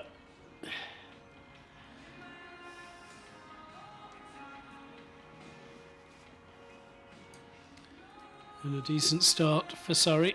Just a couple of loose deliveries there from Grace Scrivens. It must be said, though, Bryony Smith was on them so quickly. It will be Kate Kopak to continue from the Graham Gooch end. She got very well first over. They do keep Leslie McLeod in there in the slips, interestingly. And also Abtaha Maqsood's a short third man as well. So hoping for an edge here. Scuffed away on the leg side, and that's going to go all the way for 4. But scuffed was slightly rude. It was nicely played in the end. Probably went a little finer than she was playing for, but all along the ground. Good shot. Yeah, with the field that Kopak has set, that's not really a luxury you've got bowling onto the pads. If you stray too far leg side, Smith is going to work you away for some easy boundaries here. This is in the air, but it clears the fielder. Will be 4 more. This is a terrific start from Bryony Smith, the Surrey skipper. Yeah, brilliant there. Yeah, 5 matches so far this year coming into this one. She had 96 runs, at an average of 19, high score of 44. So she's ahead of average already. That's nicely played with a high elbow, but straight to the fielder at extra cover, no run. But when you've hit your first 2 balls for 4, you can afford to play a semi-defensive shot. Very much. I mean, required run rate's already at under 7s here for Surrey. They can kind of ease their way through the overs. Just 1 boundary's more than enough, really. We might have a change of ball here. Umpires having a chat, perhaps? Or is it maybe about something else?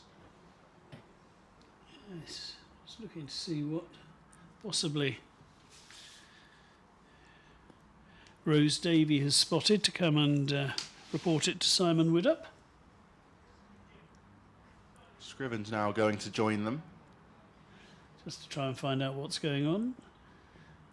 Did they have we've had this before this season when Essex didn't keep the requisite number of people in the circle. I think you wouldn't be able to blame Scrivens for that. It would just be a sort of a slip of the mind from a fielder or two, because they've only got the 2 fielders outside the ring, both sweeping. One at sort of deep square leg, one on the cover boundary in front of the pavilion. They will continue without anything. Yeah, no ball has been given, so maybe a warning as much as anything else. yes, I'm just wondering on what, because it was the square leg umpire who wanted the conversation, so not quite sure what she had spotted.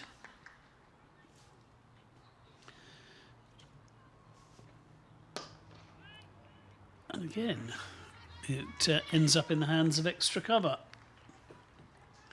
Good fight back this by Kate Kopak after the first 2 went for 4.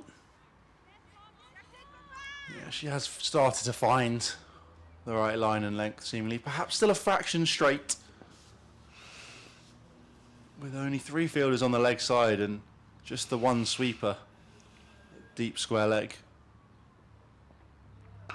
Full toss, clumped away. This is fielded safely on the boundary and they go through for an easy single. She got away with that one a bit. Luckily there did Kopak. A full toss on the leg stump. But Smith can only help it on its way out to that lone ranger out there on deep square leg. So Danny White Hodge back on strike. Only the 5th ball she's faced so far. And that is clipped away nicely, but short of the fielder, so it'll only be a single, but she does keep the strike. And a very tidy over again, as far as Surrey are concerned. It was not a bad over at all by Kate Kopak, but 10 more runs are added to the total. 30 without loss after 3 at the same stage, 19 without loss Essex. Yeah, and actually that was the same over that Lauren Winfield Hill was dropped by Grace Harris, which could have really punished Surrey. But in the end, Winfield Hill only made 36, sorry. Still a very good 36, second highest score behind Grace Scrivens, but Grace Harris was actually the one who managed to come back in and take a few wickets. Yes, 2 caught and balls and another catch, so she made up for the Very drop. much so, yeah.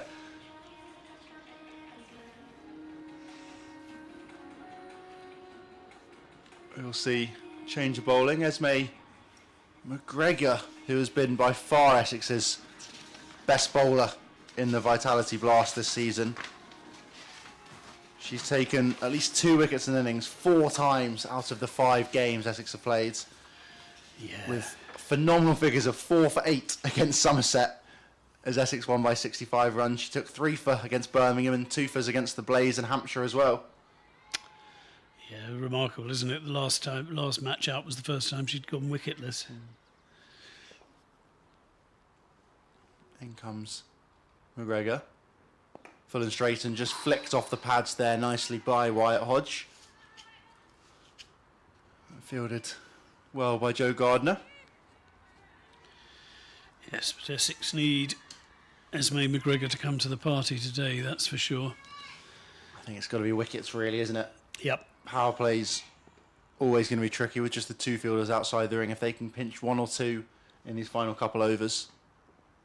That was off the toe end of the bat by the looks of it. Yeah. Bryony Smith looked to hoik that one over the leg side. It's a pretty vacant area at Cow Corner, but must have been through the shot too early and a little bit lucky to escape unscathed there. Yep. Slightly slower ball than it initially looked to be. Certainly, Bryony Smith, you're absolutely right, was through that shot. That was up in the air slightly, but not enough on it to carry to Maddie Penner at mid-off. Really good lengths and lines so far from McGregor. You can see why she has been Essex's star player with the ball this season in the Vitality Blast. Slow ball again and gone, there's the breakthrough. The dangerous Bryony Smith goes. She makes 26 from just 15 balls, was absolutely flying. Boundaries were flowing for the Surrey skipper. But we have that big breakthrough, a big wicket for Esme McGregor. And she continues with her fine form in the competition. Yeah, that's class. She was just frustrating Bryony Smith, who had had it pretty much her way up until then, but slightly slower delivery, pitched up. She went for it, got the big outside edge, and wicket number 12 in this competition so far for Esme McGregor. Good that Essex have got a wicket. Bad that Alice Capsey Yes. is coming out to bat, though. We've already mentioned a few times the star-studded Surrey lineup. And this is just more of their strength with Alice Capsey back from England duty, her first appearance in the competition. She didn't have a lot of opportunities with England, played in all 6 matches, but only batted on a few occasions. Failed to even reach 30 because she was coming into the down the order after players like Beaumont and Amy Jones were laying some big foundations. That's true.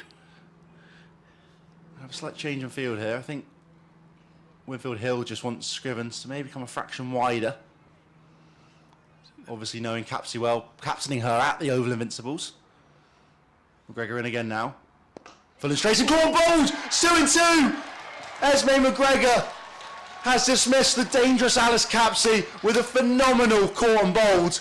Low to her right. The crowd is going wild here at the Ambassador Cruise Line Stadium. It's fantastic. What a blinding catch. As it was pushed back firmly, it was really low. She had to switch in her follow through. I'm really looking forward to watching this again. Here we go. Oh, that is brilliant. Absolutely no reaction time, but she somehow reacts. Brilliant from McGregor. She's already picked up another 2 for. We were just saying at the beginning of the over that last match was the first time she's gone wicketless. And that won't continue with her already 2 wickets today. And on a hat-trick, Alice Capsey's gone first ball without scoring. Yes, indeed. And Kira Chatley now trying to deny her the hat-trick. I love cricket. It can change so quickly. Very much so. What can Esme McGregor do here? Hat-trick on the line. Kira Chatley facing. Full and straight and just sensibly turned around the corner. Turned around the corner really well though. Not quite going to have the legs to reach the boundary. Gardner gets round to field. Yeah, they settled for 2. It was a good shot, and probably Esme McGregor will be slightly disappointed. But it was what a fantastic over. That's how many? 3 runs from it and 2 wickets. It's not bad, is it? Not bad at all. Esme McGregor has really brought Essex back into the game. It looked like Surrey might just cruise to victory.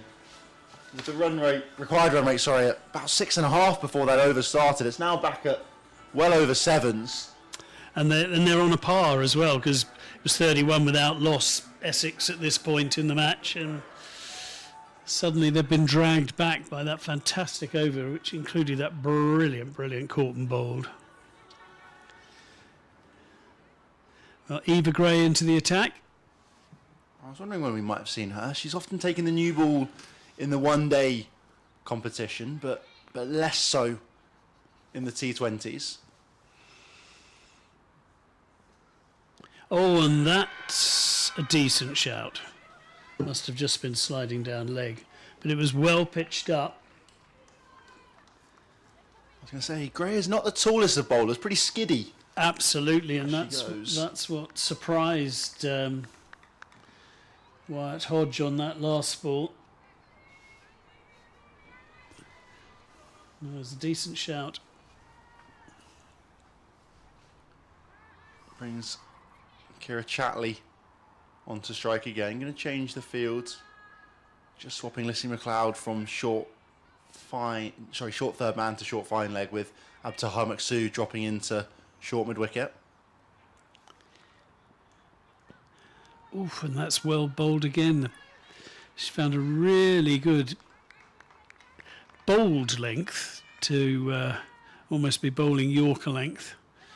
But at the moment it's paying dividends. 1 leg by and 1 scuffed single from the first 2 balls.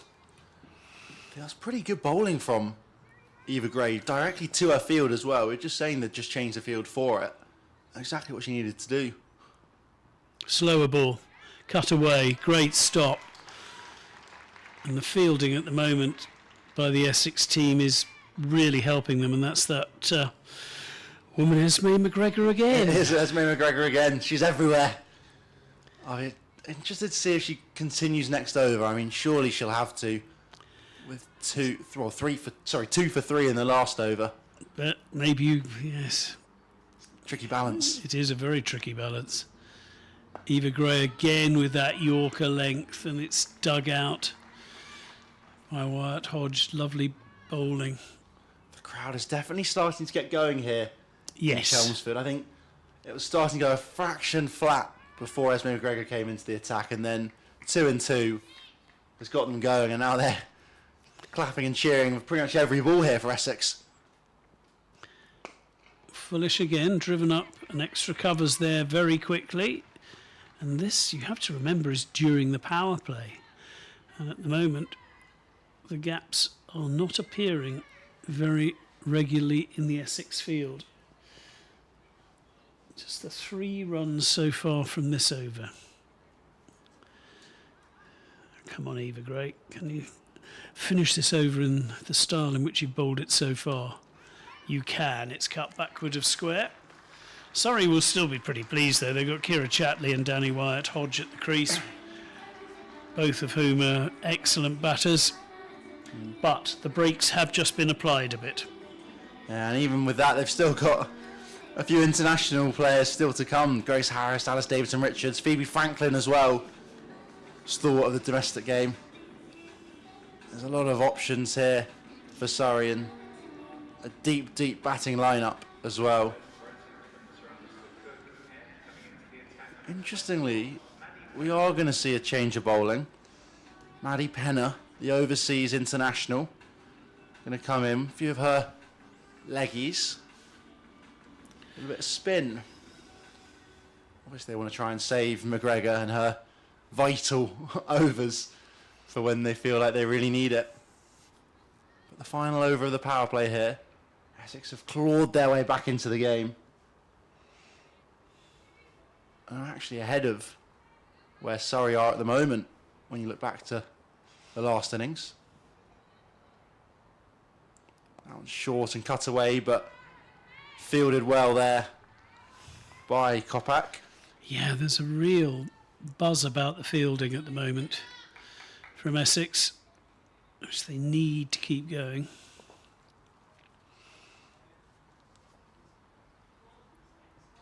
Full and straight again, and driven nicely, but straight to Sophia Smale, who fields nicely. They scamper through for a quick single.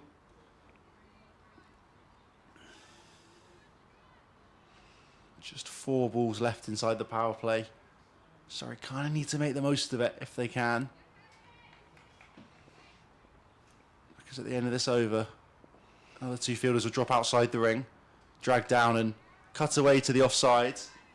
But straight to Cordelia Griffiths out there, roaming the boundary in front of the Felsted stand. It's almost exactly where she was caught out. It was indeed, yeah.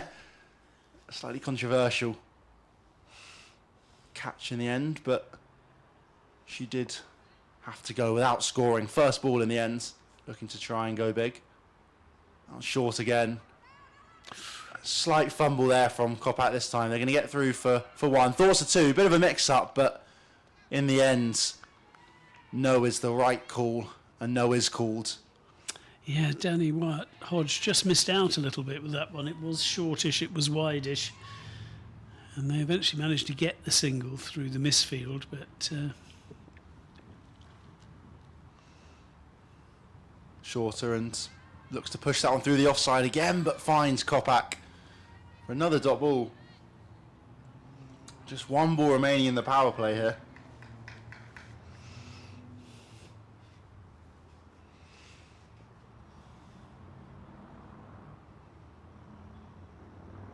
Looks to try and reverse scoop, and it's a wide given there. Just fired wide outside the line. Oh no, change of mind there by the umpire. And interesting. Maddie Penner escapes that over with a dot. 39 for 2 in the power play. Surrey find themselves. I approve of that from the umpire. If you've gone a bit early and you should change your decision. That's very good. I agree. That's good umpiring. And really interestingly, Surrey 30 they scored off the first 3 overs. 9 they scored off the second 3. I know. At the same stage, 52 without loss. Essex compared to 39 for 2.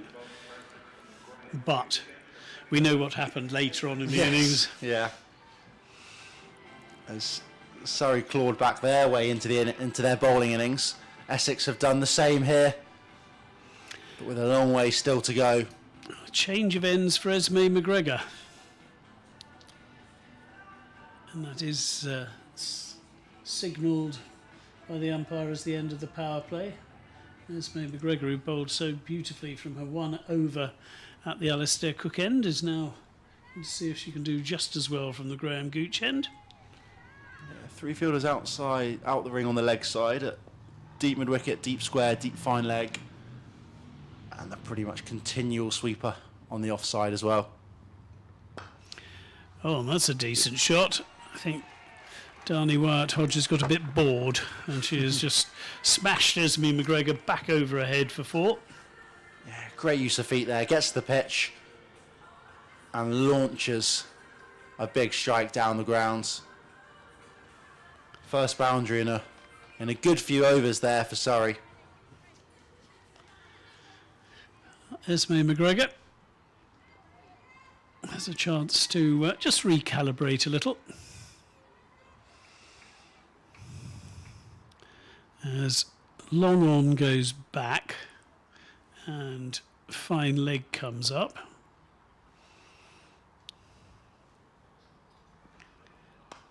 short cutaway by McGregor, but the fielder is out there and it will only be the one. Joe Gardner.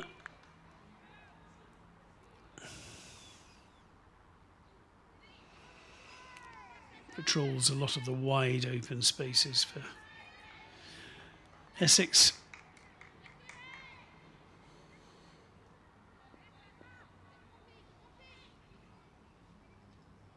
Esme McGregor just waits for any tweaks in the field to be noted by the batter. Comes down the wicket. Probably not a bad way to try and play McGregor by Chatley, and she just flicks it up to mid-on and they go through for another single. The required run rate now up near 8. It was down to not much above 6 after 3 cracking overs early on, but Essex have applied the brakes.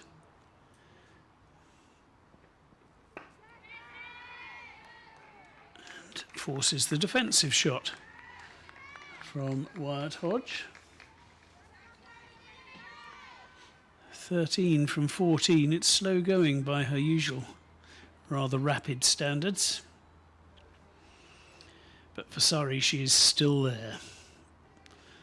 Their absolute star batter this season in this competition. That was good cricket. It was a decent full-length delivery. It was well dug out and well placed. And they get another single. So just the 1-0 run left of the 1 ball left of this over. 7 runs from it so far. Yeah, you mentioned the star batter that is Danny Wyatt Hodge.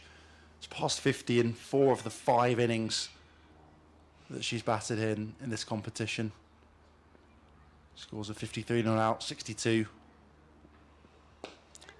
And that's played comfortably out into the leg side. There'll be 1. Chatley says, is there 2? And Wyatt Hodge says, no, I don't think so. So they decide to call it a day, but not before 8 runs have been scored fairly comfortably from the over. 47 for 2 after 7. Yeah, as I was saying, Wyatt Hodge has been in fantastic form this season. Scores of 53 not out, 62, 25 off just 16, a magnificent 74 not out off 36 against Durham, and 60 off 33 last game against the Blaze. She has been crucial to Surrey's great start, who won all 4 of their first games before finding their first defeat last week against the Blaze. Change of bowler, Sophia Smale coming on from the Sir Alistair Cook end, who has again bowled very well this season.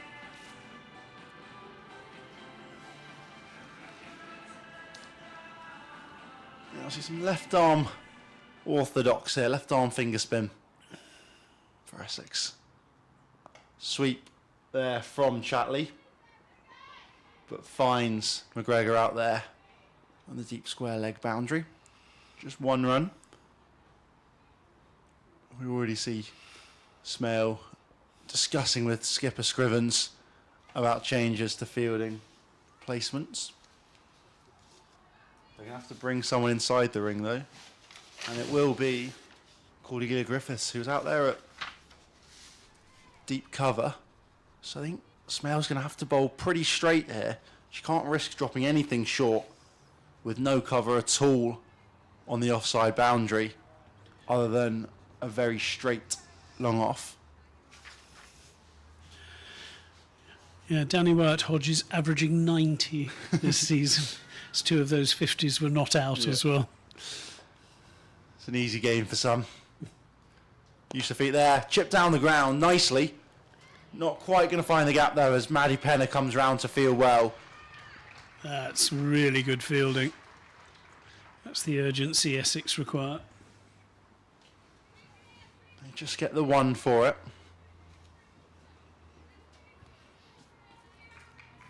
Chatley faces again. She cloths that one down the ground, but I think has enough on it. She does, finds the gap really well there, does Kira Chatley. Good use of bottom hand there, kind of forces that one over mid-wicket. And we saw Penner was very quick to her left, the previous delivery, but I think perhaps was just a fraction straight. It's funny, for a minute I thought it was closer to Grace Scrivens than it actually was. And a good shot. Fuller floated up from Smale, and all Chatley can do this time is dab it down the ground for one run to Maddie Penner.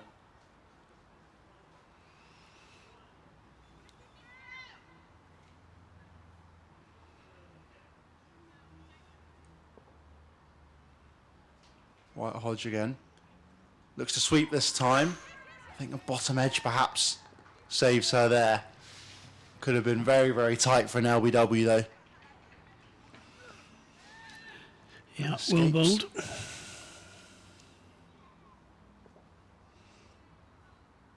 Final ball of the over. Short, fired in quick and chipped out to the leg side, and it's going to beat Joe Gardner out there for another boundary. Yeah, just too short. 11 from the over in the end. 58 for 2, sorry.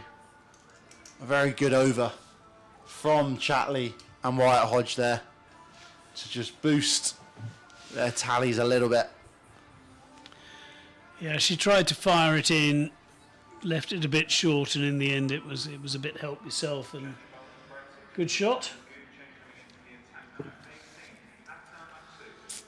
The leg spin up to Har Maqsood, Scottish international, being called into the attack by Grace Scrivens now. We've seen how devastating she can be, specifically in the one-day competition. She's yet to make the same impact in the T20s yet, but she did have a very good game against Somerset, taking 2 for 16.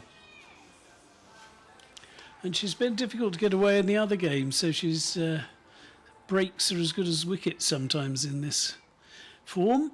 But the Scottish international, 57 T20Is for a country, and that is reverse lapped really round the corner, and will be at least 2.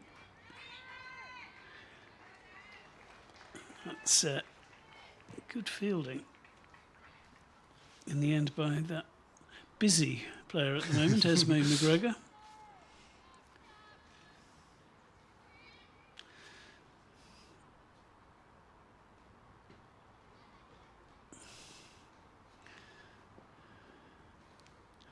Maqsood, right arm over the wicket. Oh, and there's a big, a relatively big shout for LBW. But not continued. Yeah, looked tight on the replay, but I think just trickling down the leg side. Didn't quite grip enough in the pitch to trouble the stumps. Decent line, though. This time it's fetched, rather, by Chatley, who doesn't get all of it, but gets enough to Cordelia Griffith out in the deep, who puts in a wonderful throw. And they just pop through for a single. So now she'll be bowling to Danny Wyatt Hodge, who we saw in the last over. Looks if she wants to put the accelerator down a little at the moment. Yeah, there's opportunities to go straight down the ground over the offside, or otherwise behind square, either side of the wicket. Probably the two options. Oh, and this is up in the air. This should be... it's somehow fallen between 3 fielders. It's just unlucky, I think, for Essex as much as anything else. It pretty much landed bang in between backward point, the keeper, and short, fine leg. And Winfield Hill, probably the closest of the 3 who has the helmet on, I think just lost it. Yeah, I think so, because it would probably, at a push, was her catch. But well bowled by Maqsood. Slight change in field again here for Kira Chatley. They're going to have 2 behind square on the offside now, with McLeod coming across to third man, short third man I should say, and mid wicket moving round to short fine leg. It's a full toss and it's clubbed out, but Cordelia Griffith will do what she does and keep them down to a single. But an interesting over this. LBW shout, a top edge that somehow fell safe, almost mathematically bisecting 3 fielders. full toss that she gets away with a bit.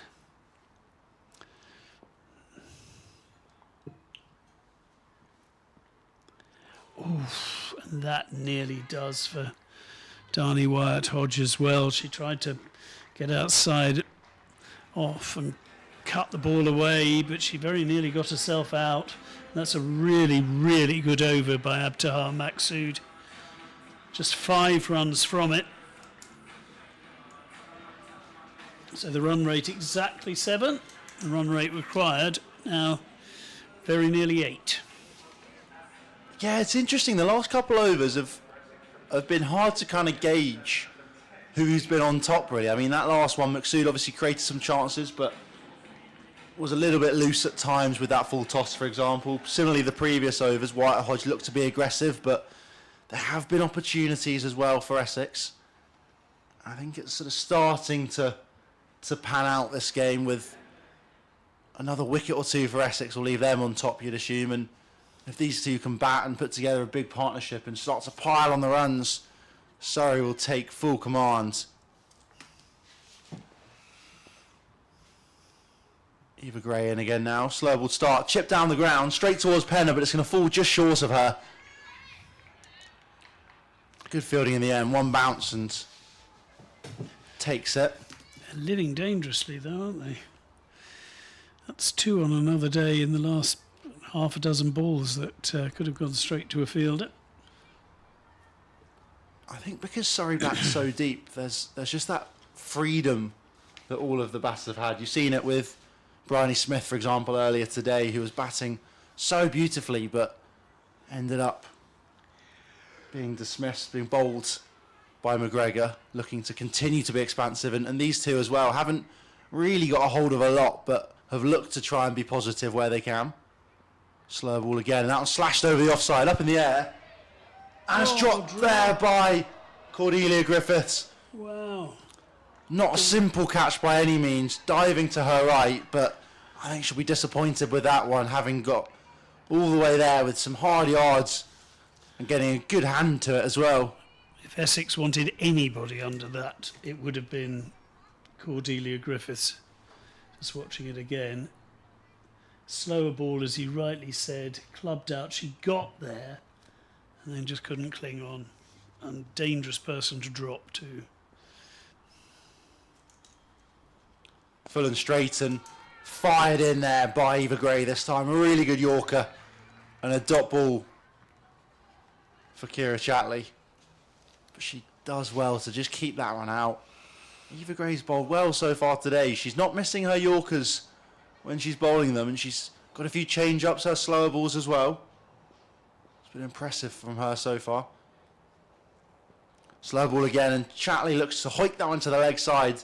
They're going to push for 2 here. Gardner's quick over the ground. Could be tight if they take it quick, and that could be gone. No. Very quick running between the wickets there from Darnie Wyatt-Hodge. It looked like it was going to be really, really close. A great pick-up, a great throw from Joe Gardner coming in from the cow corner boundary. And a very good, very quick take of the bails as well from Eva Gray, but Wyatt-Hodge the quickest of the lot. No, that was excellent all round, but she was in. Slow ball again, and looks to guide that one behind square, but instead just finds the hands of Lissy McLeod. Dot ball to finish the over, 67. Oh no, sorry, I've gone one early there, haven't I? You have. You got Got overexcited. such a good over. So much happening. One ball to come. Eva Gray in again. Slow ball again. Slightly uppish, and again to Lissy McLeod. I'll continue where I left off the last ball. Dot ball 67 for 2 at the end of the 10th over. Halfway in now, Surrey find themselves quite a long way behind where Essex were. Yeah, 15 runs behind, but this was when Essex's problems sort of began. But that was such a good over from Eva Gray. We saw the drop catch, we saw 2 edges land safe. She really did deserve something from that. But still there. Wyatt-Hodge on 21, Chatley on 19. They're battling away, these two. So far put on 36. Not fluently. So Abtahar Maqsood, who really did bowl well herself in her first over. Just 5 runs coming from it, and edges as well in that. Essex just needs something to stick in the hands. And that should be out, and is out. Finally. And big wicket. And Danny Wyatt-Hodge goes for her lowest score in this competition this year, just 21. Previously it had been 25. Her average of 90 is going to come crashing down. But well bowled. She deserved that, Abtahar Maqsood. And suddenly Surrey are on the back foot a bit here. This is good work.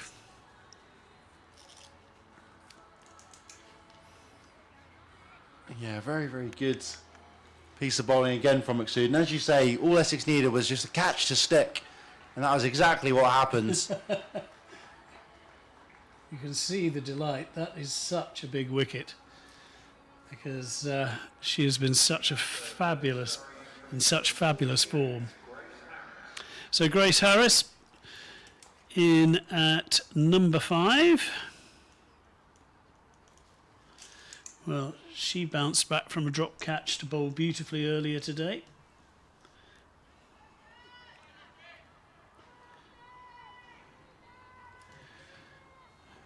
And her team need her to bat as well as she bowled earlier. Abtahar Maqsood will have other ideas.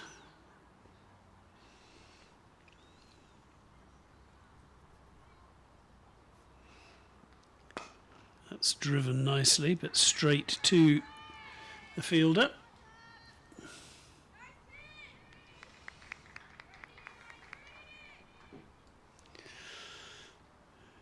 Moment.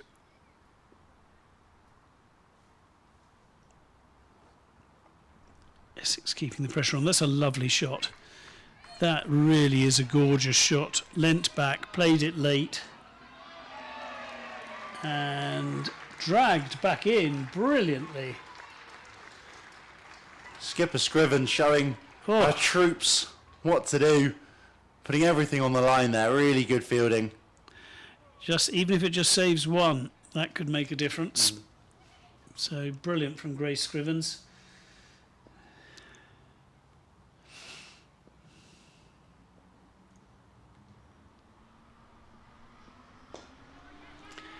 This is helped into long on-ish, but there are a couple of fielders out there, so it'll only be a single. Abtahar Maqsood make sure overthrows don't occur. 4 runs from 4 balls and a wicket.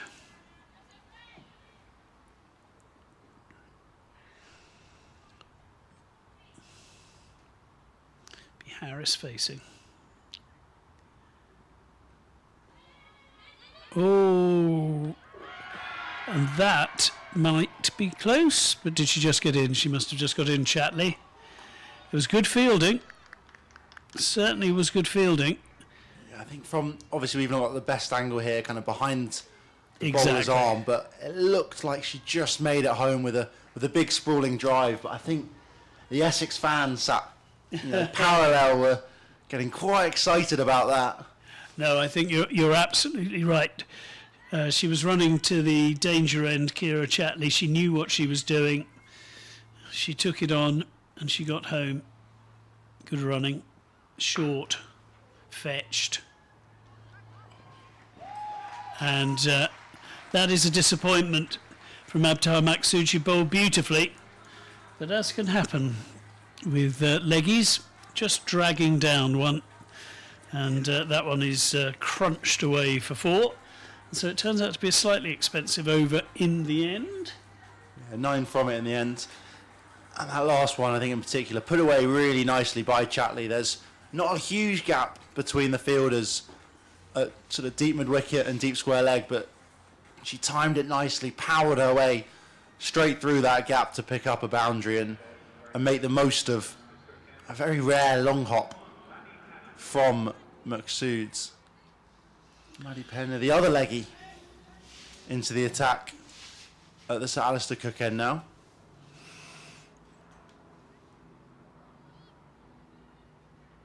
All the fielders out on the boundary are pretty straight, long on, long off.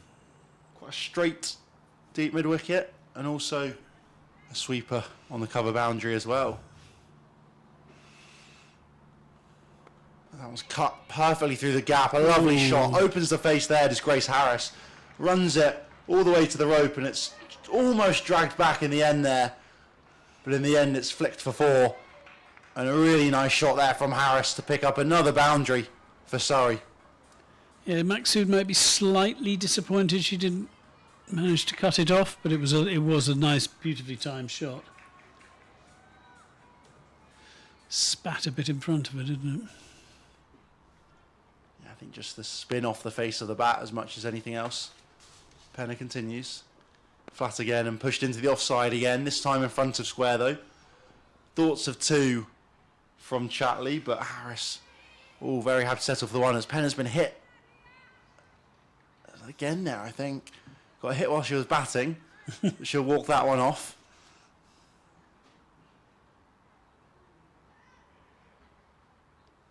Having a little chat with Scrivens and Lauren Winfield Hill about field placement, but happy with the field she has. In again and hit down the ground strongly. A lot of power on that one. Could go all the way for 4. No, really good fielding there from Sophia Smale. Does excellently to get down and claw that one back away from the rope. And save a couple runs as well. That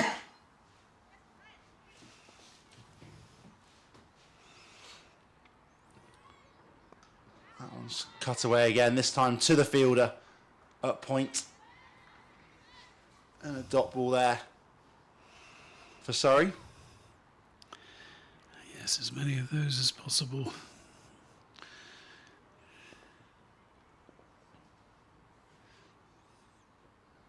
Hit down the ground strongly again there. This time to Eva Gray though, who gets round to her right well and fields just 1 run from it. Good fielding, because it was a lovely shot.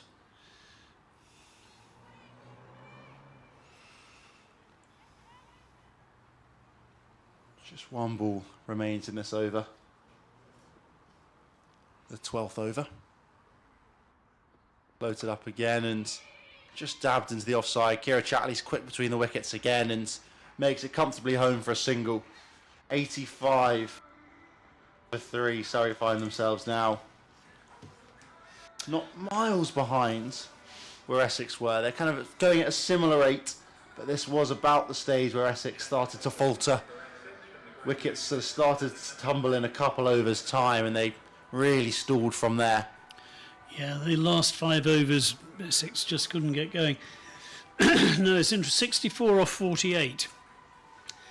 So 8 and over in old money. Should be doable, you'd think, from a Yep. batting perspective, but wickets will be As a crucial currency. Absolutely right. Absolutely right. We saw that earlier, didn't we? Well, we've got a change. When in doubt, bowl Esme McGregor. And she is back into the attack to try and break what is becoming a slightly irritating partnership as far as Essex are concerned. Oh, it's up, but it's safe. And it's 4. What a good shot. Yeah, a little check drive there from Grace Harris. Half a chance from McGregor, probably less than half a chance even. I think half is quite. It was uppish. Just the high standards after McGregor already took that phenomenal caught and bowled. Difficult out on the boundary as well. That was a tight, tough stop. So good shot. 4 runs. Harris now going really nicely. 14 from 7. McGregor slightly slower ball, and that's not exactly where Harris meant it to go, I don't think, but she gets away with 1. Yeah, inside half of the bat at least there from McGregor. Targeting to the stumps again. To great effect she has done so far. That brilliant 2 wickets and 2 balls we saw in her first over was crucial in getting Essex back into this game, as Surrey looked like they were going to ease home. It's a tight fight now. And that's good batting, giving the charge, but McGregor saw her and fired it in at the toes and keeps them down to 1. Yeah, again, smart bowling from McGregor. She offers a lot of change-ups, but also very accurate, as we've already seen today. Having a chat with one of her seam bowling partners, Eva Gray, there as well. Yeah, no, Eva Gray ran after her, has obviously got an idea. Also a change of field. Cordelia Griffiths coming in from the deep square leg boundary with Scrivens going out to long off. Oh, and that's checked as well. She gets away with it. That wasn't what she meant at all, and another moral victory, but that's all for Esme McGregor, as that only just looped over her in her follow-through. Yeah, only evaded her by a couple metres, I think. It's very tight. Chatley manages to get that away, not entirely convincingly, but they go through for another single. It was all along the ground. But McGregor, having bowled very well, has already gone for 8 in this over because of that initial boundary, which means Surrey are keeping up with the required rate. And as Toby was saying, wickets are the best breaks. Slightly slower ball, cut away. Oh, fantastic from Joe Gardner there. Plucks that one with her left hand excellently. Brilliant piece of fielding, wasn't it? Brilliant, and keeps them down to 2. But 10 off the over.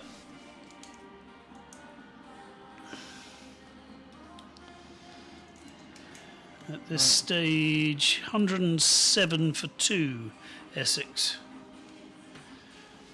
95 for 3, sorry. This partnership, yet again, just starting to add a little bit.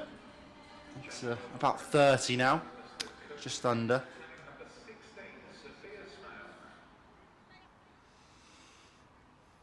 Grace Scrivens juggling the pack at the moment, trying to make something happen. Yeah, 7 bowlers she's used so far. Smale in for her second. Scrivens the only bowler now to have bowled 1. That one swept excellently for 4 runs. Gorgeous there from Chatley. Got down early, swept hard, swept strong, swept for 4. Gardner did not have much opportunity at all there on the boundary. She's been brilliant out there all day today, but wasn't that bad a ball either. It was just everything. That was all about the batter.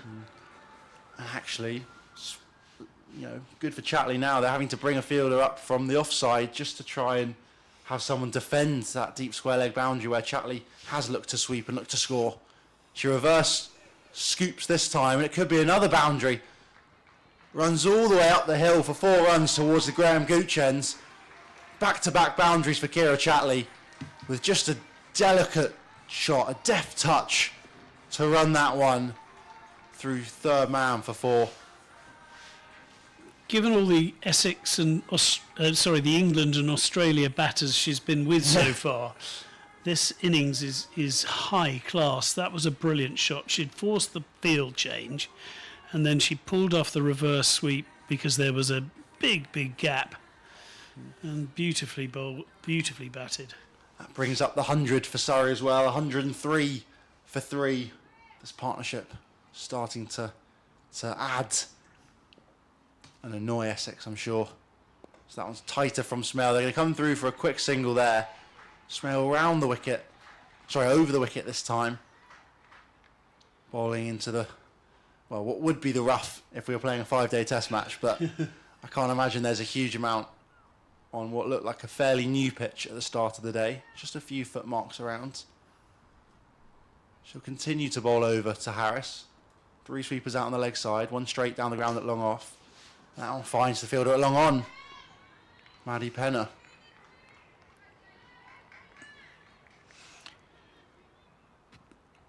It brings Chatley back onto face. He continues on 38. Uses her feet into the leg side again. They're going to push for 2 here, I think. They're going to take it. Harris is quick. And a very, very good double again there for the Surrey pair.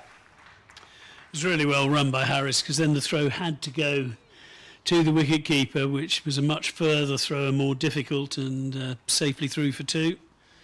Good over this for Surrey. Sweeps up in the air. Could be a catch. It is. Lissy McLeod takes what is a simple catch, but a big, big wicket. Kira Chatley, who just moved on to 40 last ball, she falls. And that's another big wicket for Essex here. 4 down, Surrey find themselves. 107 for 4. That is a massive wicket. She was going so well. She'd done everything she needed to do, really, in the over. And that was an ambitious shot to try and play as the bowler was bowling round the wicket. It was outside off stump. She was trying to ramp it, in effect, and just ended up giving catching practice. So a bonus, I think, as far as Essex are concerned. They won't spurn it, because this has put them right back in this, because that partnership was just kicking on and it was getting up to a run, a ball to win. Yeah, it was a dangerous partnership, that one. 40 they managed to put together, Grace Harris and Kira Chatley, and Chatley was probably the most impressive of the batters we'd seen. She'd put together a nice innings. Bryony Smith, looked very fluent early on, but fell for 26. White Hodge struggled a little bit, making 21 off 22. Capsey fell first ball when Esme McGregor picked up 2 and 2. But that was a big, big wicket. Kira Chatley, Surrey vice-captain as well. She led the side through a lot of the County Cup. She goes for 40 from 34. Leaving Grace Harris to be partnered by Alice Davison-Richards. Alison Davison-Richards cuts that away. Oh, and it's a bit of a misfield, and that will be 4 runs first ball. So clattered away by Harris.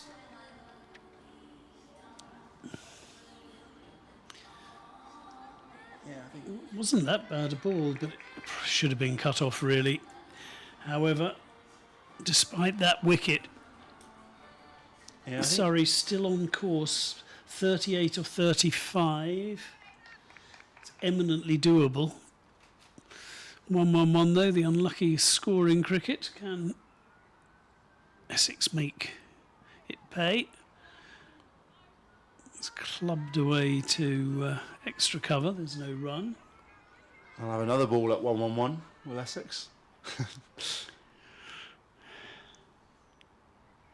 Of course, bowling to an Australian who 87 is their number, and that is fetched and falls only just short of the fielder in the deep cow corner. Yeah, it looked like she almost picked out Kate Kopak perfectly there, but as you say, fell a few yards short in the end. Nothing Kate Kopak had done. It was not a chance. She'd never got in time. But now a first delivery for Davidson-Richards to face. Leans back, cuts it away, straight to point, but they go through for a very quick and well-taken single. Harris is brilliant at spotting the singles, and at the moment is making Essex pay, as their fielding isn't bad at all. It's just these two are off and running immediately. Just smart batting as well from Davidson-Richards. Just get the set batter back on strike. Yep. That's cut away again. This is going to go deeper, but it should only be a single. Is only a single.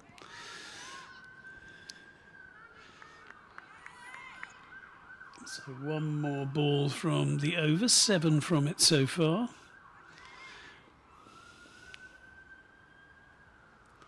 She's bowled tidily and well, and that's again played largely defensively, but if you've got the 4 early in the over and you need to score at 6 or 7 and over, that's all you need to do. 34 now to win off 30. Score 115, so another 10 off that over. 115 for 4 as we head into the final 5 overs. Yeah, I think Surrey probably looking the favourites of the two now, with the run rate dropping to just over 1 a ball. But as we've continually said throughout this game, wickets absolutely crucial. Esme McGregor back into the attack. A danger woman here for Essex. If she can strike again, get another wicket or 2, Essex will be more than back in the game. In particular, Grace Harris, probably the wicket they'd much rather have. The dangerous Aussie has been in positions like this many a time and knows just how to marshal it. Attacking the stumps as McGregor, that's flicked round the corner, beats Abtaha Maqsood, but she will recover to stop the boundary. They're going to get 2 for it. Thoughts of 3, could be tight, but no. Another quick run between the wicket means Harris gets home safe. Yeah, just slightly overpitched Esme McGregor on that occasion. And it was a brilliant piece of fielding by Abtaha Maqsood, but they knew they could take the run on her arm.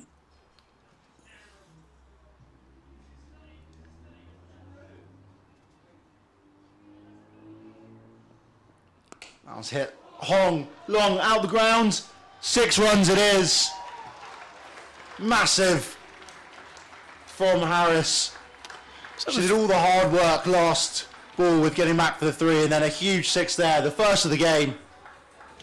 Brilliant from Harris.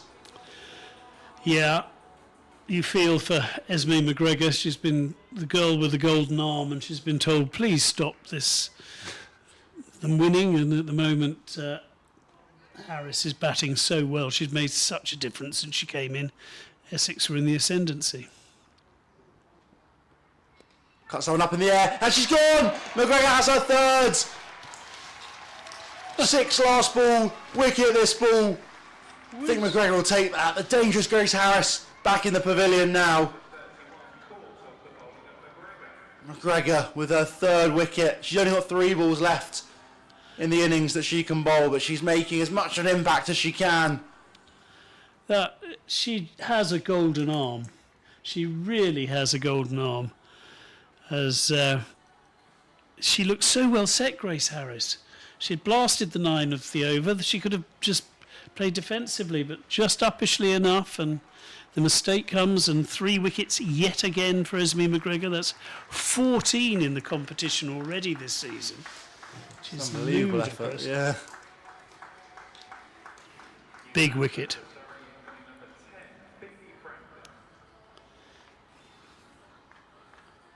So Phoebe Franklin, the new batter.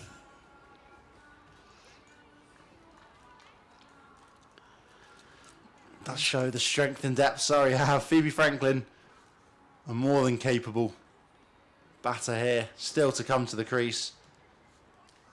And even below her, they've got Rihanna McDonald-Gay and Tash Farrant. Both with professional 50s. Quite a few professional 50s to their name. Which means Essex are going to have to keep targeting the stumps, keep targeting wickets. Probably look to almost try and bowl Surrey out, or at least get them a few more down, sorry. I think you're absolutely right. 3 balls left in the over here for McGregor. In again. Just dabbed into the leg side. Smart batting to bring Harris back on strike. They'll settle for just the single this time, with Gardner quick across the ground. But sensible from Franklin. Sorry, to get Davidson Richards back on strike, I should say, not Harris.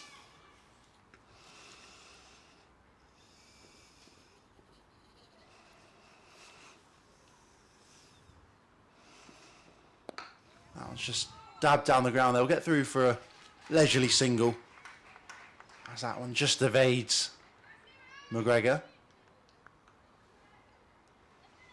Yeah, so 23 now of 25. And this will be last ball of the innings for McGregor. What can she do? Slower ball, cut away nicely. Just for a single, thoughts of two, but fielded well again on the boundary there from Cordelia Griffith. I think they know their fielders. They saw who had dragged that one back. They weren't going for a second to Cordelia Griffiths. And plus, despite the wicket falling, it had actually been a good over, 12 runs from it.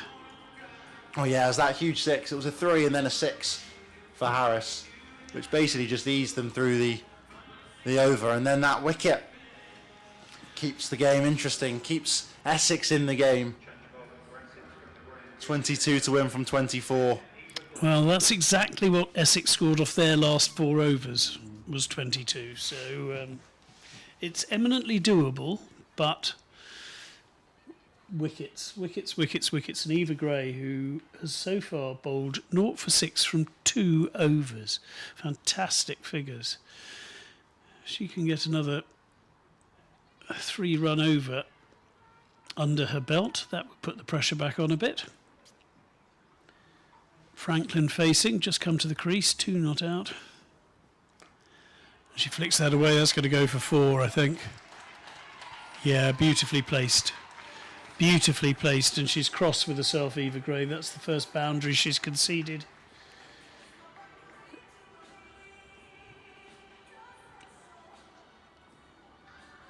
And she did definitely stray onto leg stump. It was there for the shot.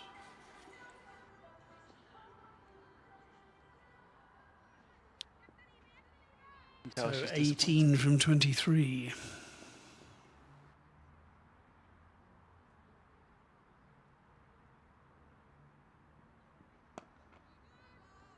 Or bowled Yorkery length, which is what she was doing earlier to great effect. Maybe they're getting slightly behind on the run rate because she's running back to her mark. I think they must be slightly behind on the over rate. Again, she bowls a decent Yorker length delivery. They will get 2 though, as it beat the fielder at extra cover. Good work in the deep, but good running. Yeah, the cut-off is in 10 minutes. So they've got to bowl this over and another 2 overs in 10 minutes. This and another 3, or? No, I think they've got to start the last they've over got to start at the the last cut-off. Yeah. I think that's usually the... No, you're absolutely right. So yes, a bit of work to do to ensure that they stick within the rules. Nice of the umpire to let them know. Oh, that's well bowled. It's probably missing another set, but it's well bowled. Yorker length again proving problematic. Eva Gray runs back to her mark, not hanging about. Wicketkeeper standing up as well. Slower ball, probably a wide, yes. That's not what you need. She is trying to speed through this over. She almost needs to take a second, I think, just to settle herself. Yes, because the wide will only make the over last longer. That's a good delivery. She is dug out to log on. It's another single. This should be the final ball of the over, but 8 runs have been scored. The runs required to win just 14 now.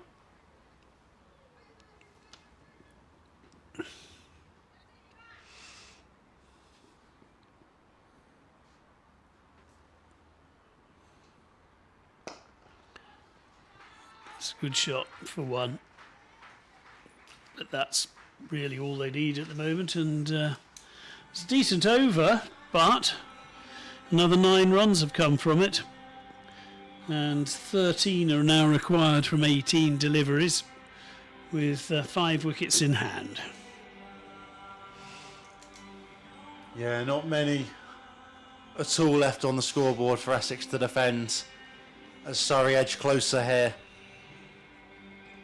Sophia Smale back into the attack, replacing Esme McGregor, who picked up 3 big wickets and went for just 33 runs as well. Perhaps a fraction expensive, but when you factor in the wicket she took. Some more than a net positive.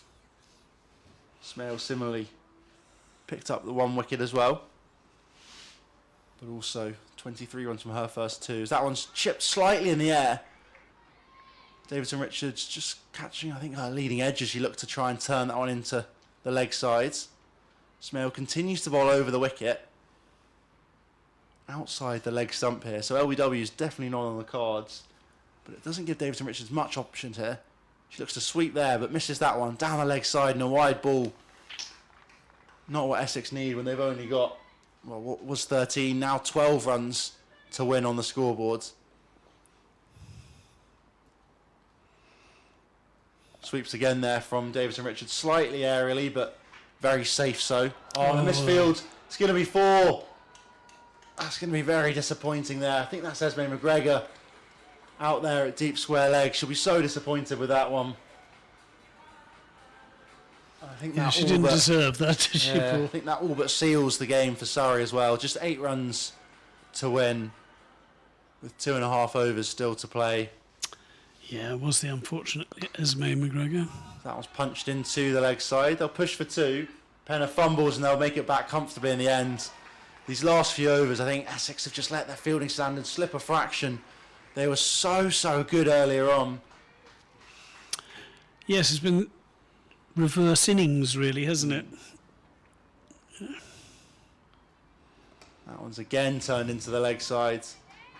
Out to McGregor again. It will just be 1 this time, though.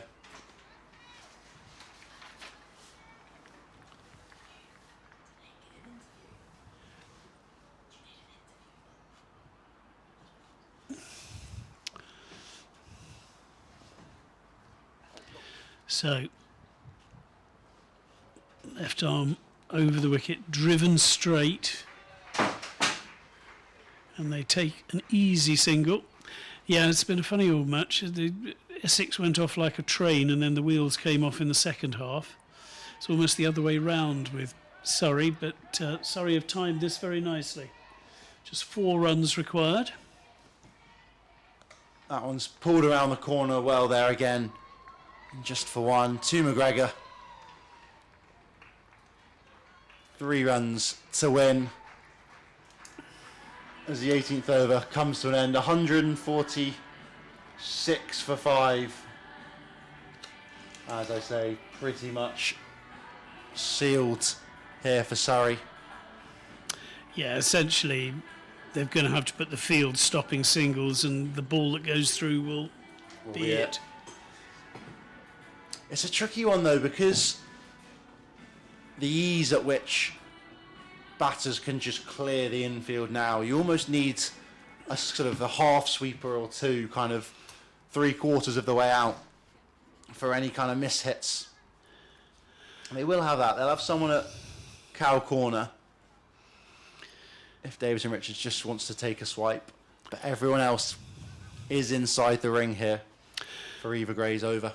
Indeed, Eva Gray handled. This is it's a bit like Russian roulette. You feel she's been handed a bit of a loose one here, but that's flicked off the toes straight to the fielder, and there's no run.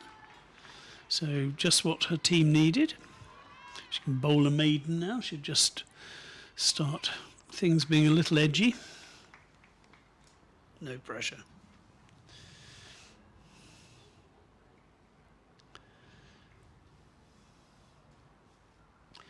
Davidson-Richards, oh, that's well bowled. Well kept too.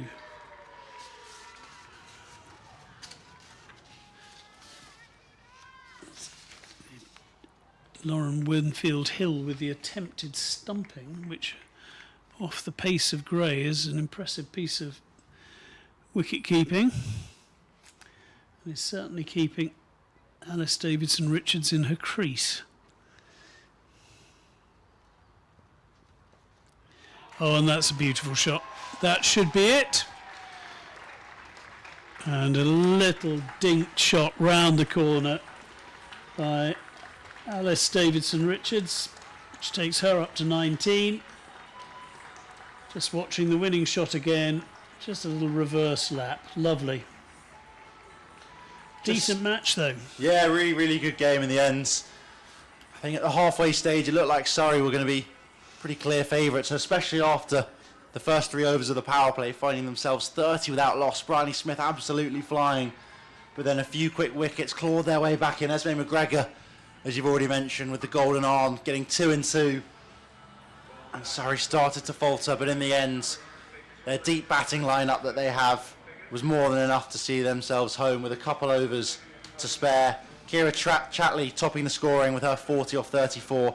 Grace Harris not far behind, 31 off 17 with an absolutely huge 6 before she fell. And then at the end, Alice Davison-Richards 19 not out, Phoebe Franklin 10 not out. And all in all, a good performance here from both teams. Essex will be disappointed not to come away with any points, but do have a good performance to show for it. Yeah, just showing the figures up on the screen now, and Grace Scrivens and Winfield Hill gave Essex the perfect start. They just never seemed to be able to build on it under the pressure from the Surrey bowlers. Farrant 3 for 20, Harris 3 for 26. And then Chatley's innings was excellent. Several others made starts, probably all got themselves out to a degree, but McGregor again the standout bowler. Maqsood I thought bowled very nicely. But in the end, the team in form, 5 wins and 1 defeat in 6. Essex 2 wins and 4 defeats now in 6.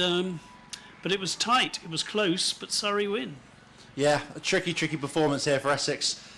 They'll be back in a few weeks' time here for a home game. There will be a few more along the way before then.